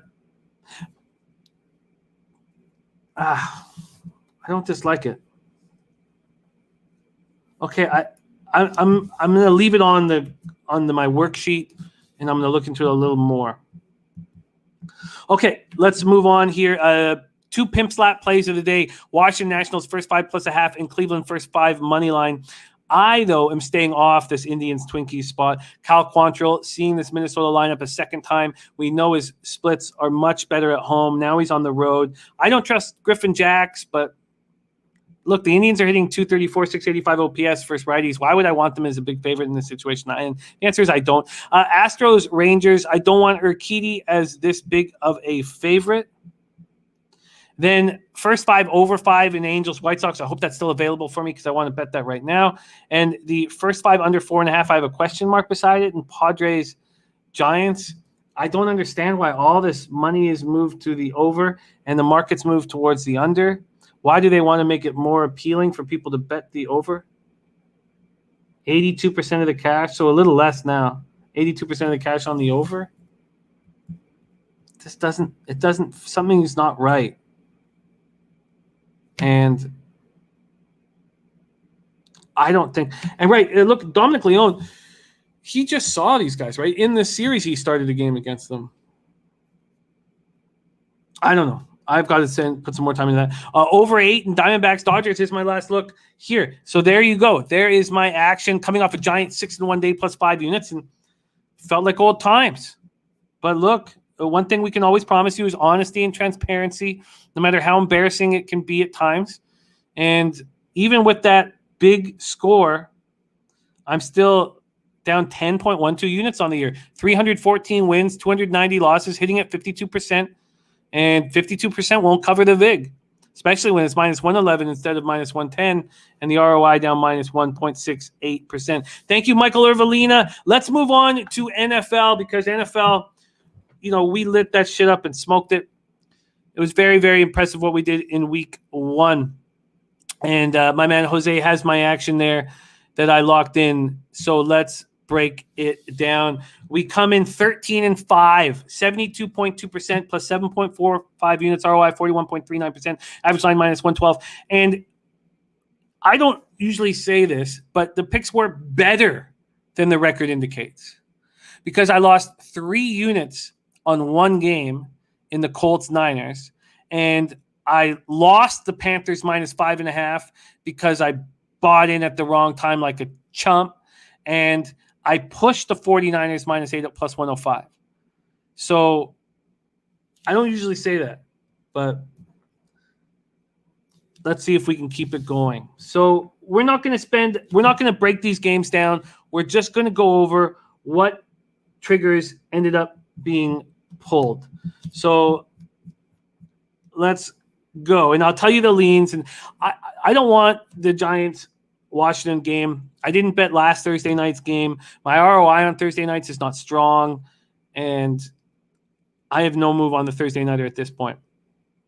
I wasn't sure if I was going to pull the trigger on the Bengals plus 3. I dug deeper into it, and this may be a mistake. And I hate that I got the minus 120 VIG on top of it. But Justin Fields is not going to start. Nagy said that until game 4. Dom Ricci gave us that information, at least game 4. And I do not trust Andy Dalton. And I don't think that Andy Dalton in a revenge spot, that doesn't scare the shit out of me. Look, Andy Dalton does not scare me in any way. And he doesn't scare me here. So the Bengals have all this hope going for them right now. And Joe Mixon is a monster. And Burrow has his Jamar Chase. The toxic entities are out of this locker room. And I don't love this spot, but I pulled the trigger on Bengals plus 3. Then Bebsy moved on the Browns. This has got to be Browns first half minus 6.5. I hope I wrote, because I didn't. Browns first half minus 6.5. Texans Browns, and I don't want it. I wouldn't shock. Look, it wouldn't surprise me if the Browns beat up on the Texans, but I don't want to sit here with this double-digit favorite. I don't want to have any double-digit favorites in the NFL this year, so I don't want to have it here, and I just stayed off this game. Gerald Jones is on the Browns team total. He thinks that they can get to 31 comfortably, but I'm making no moves there. I took the Colts plus 4 at minus 110, and maybe that was a mistake. Let's move over, just because I could have got a better line had I waited, possibly. Let's just check out right now. I just think that there's an overreaction about how bad the Colts played, and I expect them to be vastly improved. And 3.5s are on the board. There's still a 4 available, bet 365, but 3.5s are now on the board. I think there's an overreaction of week 1. And I don't know how bad the Bears are, and I don't know how good the Seahawks are. But I think there's an overreaction at place. Now we'll take the Colts plus 4 at home in this spot. I think it's going to be a much tougher game for Stafford and co. I took the Dolphins plus 3.5 and the under 48 in Bills Dolphins. And maybe I'm overreacting on how poor the Bills played in week 1. But I want to have these home dogs that are 3 points or more that are good home teams. And this Dolphins has a great secondary. And we just saw what a team is capable of doing to the Bills, albeit early in the year with a great secondary. And I'll go right back to the well here. So under 48 and the Dolphins plus 3.5. Ray Charles says Montgomery is better than Mixon. Maybe, but I think Mixon is tougher. And I think Mixon can run at you 30 straight times when you know there's going to be a run play. Whereas Montgomery, I'm not sure if Montgomery can. Michael Irvalina, best bet in NFL, Packers team total over. That's interesting. And I agree with that. Predictions guy saying Titans outright and the over. Yes. Yes, Trusty, I am doing that. Yes, I am doing that. And we'll go over that briefly, and we'll go over it more. And then the curb stomp play today, 2-0 to kick off football, is Michigan State +7. I'm going to copy and paste a bunch of these comments, including the Michael Irvelina spot here. Okay, so let's just keep going in here. Let me just pop this right here so I have the notes from you guys. Okay, and we want this show to be done here very shortly. Okay, so let's keep going through my looks. Next up for me, and get the market up as well. Now, we saw the mistakes that I made last week, and that's all I could see when I saw my record, not when the cash came in. Well, it doesn't really come in until Friday, but the mistakes were getting in at the wrong times, and I might have just done that again. I took the Patriots, doubled up on them. I got -5.5 full game, and it has moved to 6. And I got -3 first half, which I love. And I almost took the Jets team total under, but I don't want to have too much invested in this spot. Then Niners, Eagles, no look for me. I have interest in the Pittsburgh Steelers, but I really want to watch this market move in hopes that the public comes in and believes what they saw from the Raiders. And I'm not saying that what the Raiders are a fraud by any means. I'm just saying if I can get a better line on the Steelers, I will wait. Bebsy moved on the Saints -3.5. Max on record says the Falcons stink. Yes, and because of that overriding feeling, I believe I will cash my bet on the Falcons this week. And look, I could easily be wrong. Bebsy's on the Saints -3.5. I'm going to sit back and wait. I want more information. Then I'm on the Broncos -6. You know, we have sharps in our chat that jumped in on the Broncos on Saturday before they played and got -3. Guys like Birdie. Look, I didn't. And maybe this blows up in my face, but I'm on the -6. Vikings, Cardinals, no move for me. I'm on the Falcons +12.5. I do not think a 13 will be on the board. And there's one at you, Wager. There's also 12s on the board. So we'll see if I made a mistake there. Then I have interest in the Chargers, but Birdie's belief in the Cowboys with the extra days to prepare has me on the sidelines at this point, although a Herbert yards pass over in Keenan Allen TD, both looks that Crystal Warren shared with us make a ton of sense. Then I'm on the Titans +5.5. Look, it's just too many points. Are the Titans and the Colts not going to bounce back? I think they bounce back. 5.5 is too many points. I took the Titans +5.5. It's now 5 at Pinnacle and a couple other books. And yeah, look, Seahawks burnt me and they can burn me again. That's just too many points.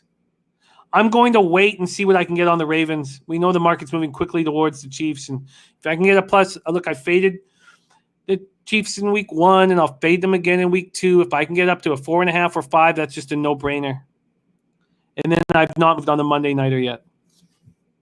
All right, so there's our NFL. We've got huge shows coming up on Thursday and Friday, and then another big show Sunday morning with 6 different cappers breaking down their looks in NFL. I tell you, let me just move over here quickly. Okay, sorry, I missed that. Okay, sorry, I missed that, Jose, my man. But I guess we're good now. We have no show without you guys. Thank you so much for everything that you do. All your insights, your humor, and just bringing energy to the show each and every day. You really give us all, everybody at Pub Sports Radio, a reason to work hard and find angles. You guys push us to be better, and it means everything to us. Ray Charles, North Ender, Mr. Gokser, Johnny K, Danzo, Drew Vinsky, and there we have Gambler's First Glance. Check that out because that game pops off in 2 hours and 5 minutes. Jose dropped it in. Max on record, Maxwell Smart, Piker, Larry Garr says have to take the Cardinals. Says the Vikes are my team, and Jones had more sacks than the Backstreet Boys against Taylor Lewin. Cousins gets carried off the field. Von Polo is on Houston in that spot. Very interesting. Trusty, I believe in the coaching staff and the player personnel on both the Titans and the Colts. That this is overreaction, and I'm getting a great number. That's what I truly, truly believe. And we'll see if that works or not. Predictions guy says Darren Waller's overs on his receiving yards. I'm betting that each and every game this year, no matter the opponent, as long as Cardinals QB will be massively up by the end. I think that's great call. J-Dub, thank you for the kind words. Puzzler, North Ender. The first game starts in 2 minutes. Nolly Knows is on the under. The second game in MLB starts in 7 minutes, and I'm going to be on that under. I'm going to bet it right now. On behalf of all of us here at Pub Sports Radio, thank you guys so much for your support. And Jose Bouquet, thank you for your hard work producing the show. And thank you to my guest, Nolly Knows, who will be back on Friday. But most importantly, let's get paid in full. Leche. Hey, those bookmakers!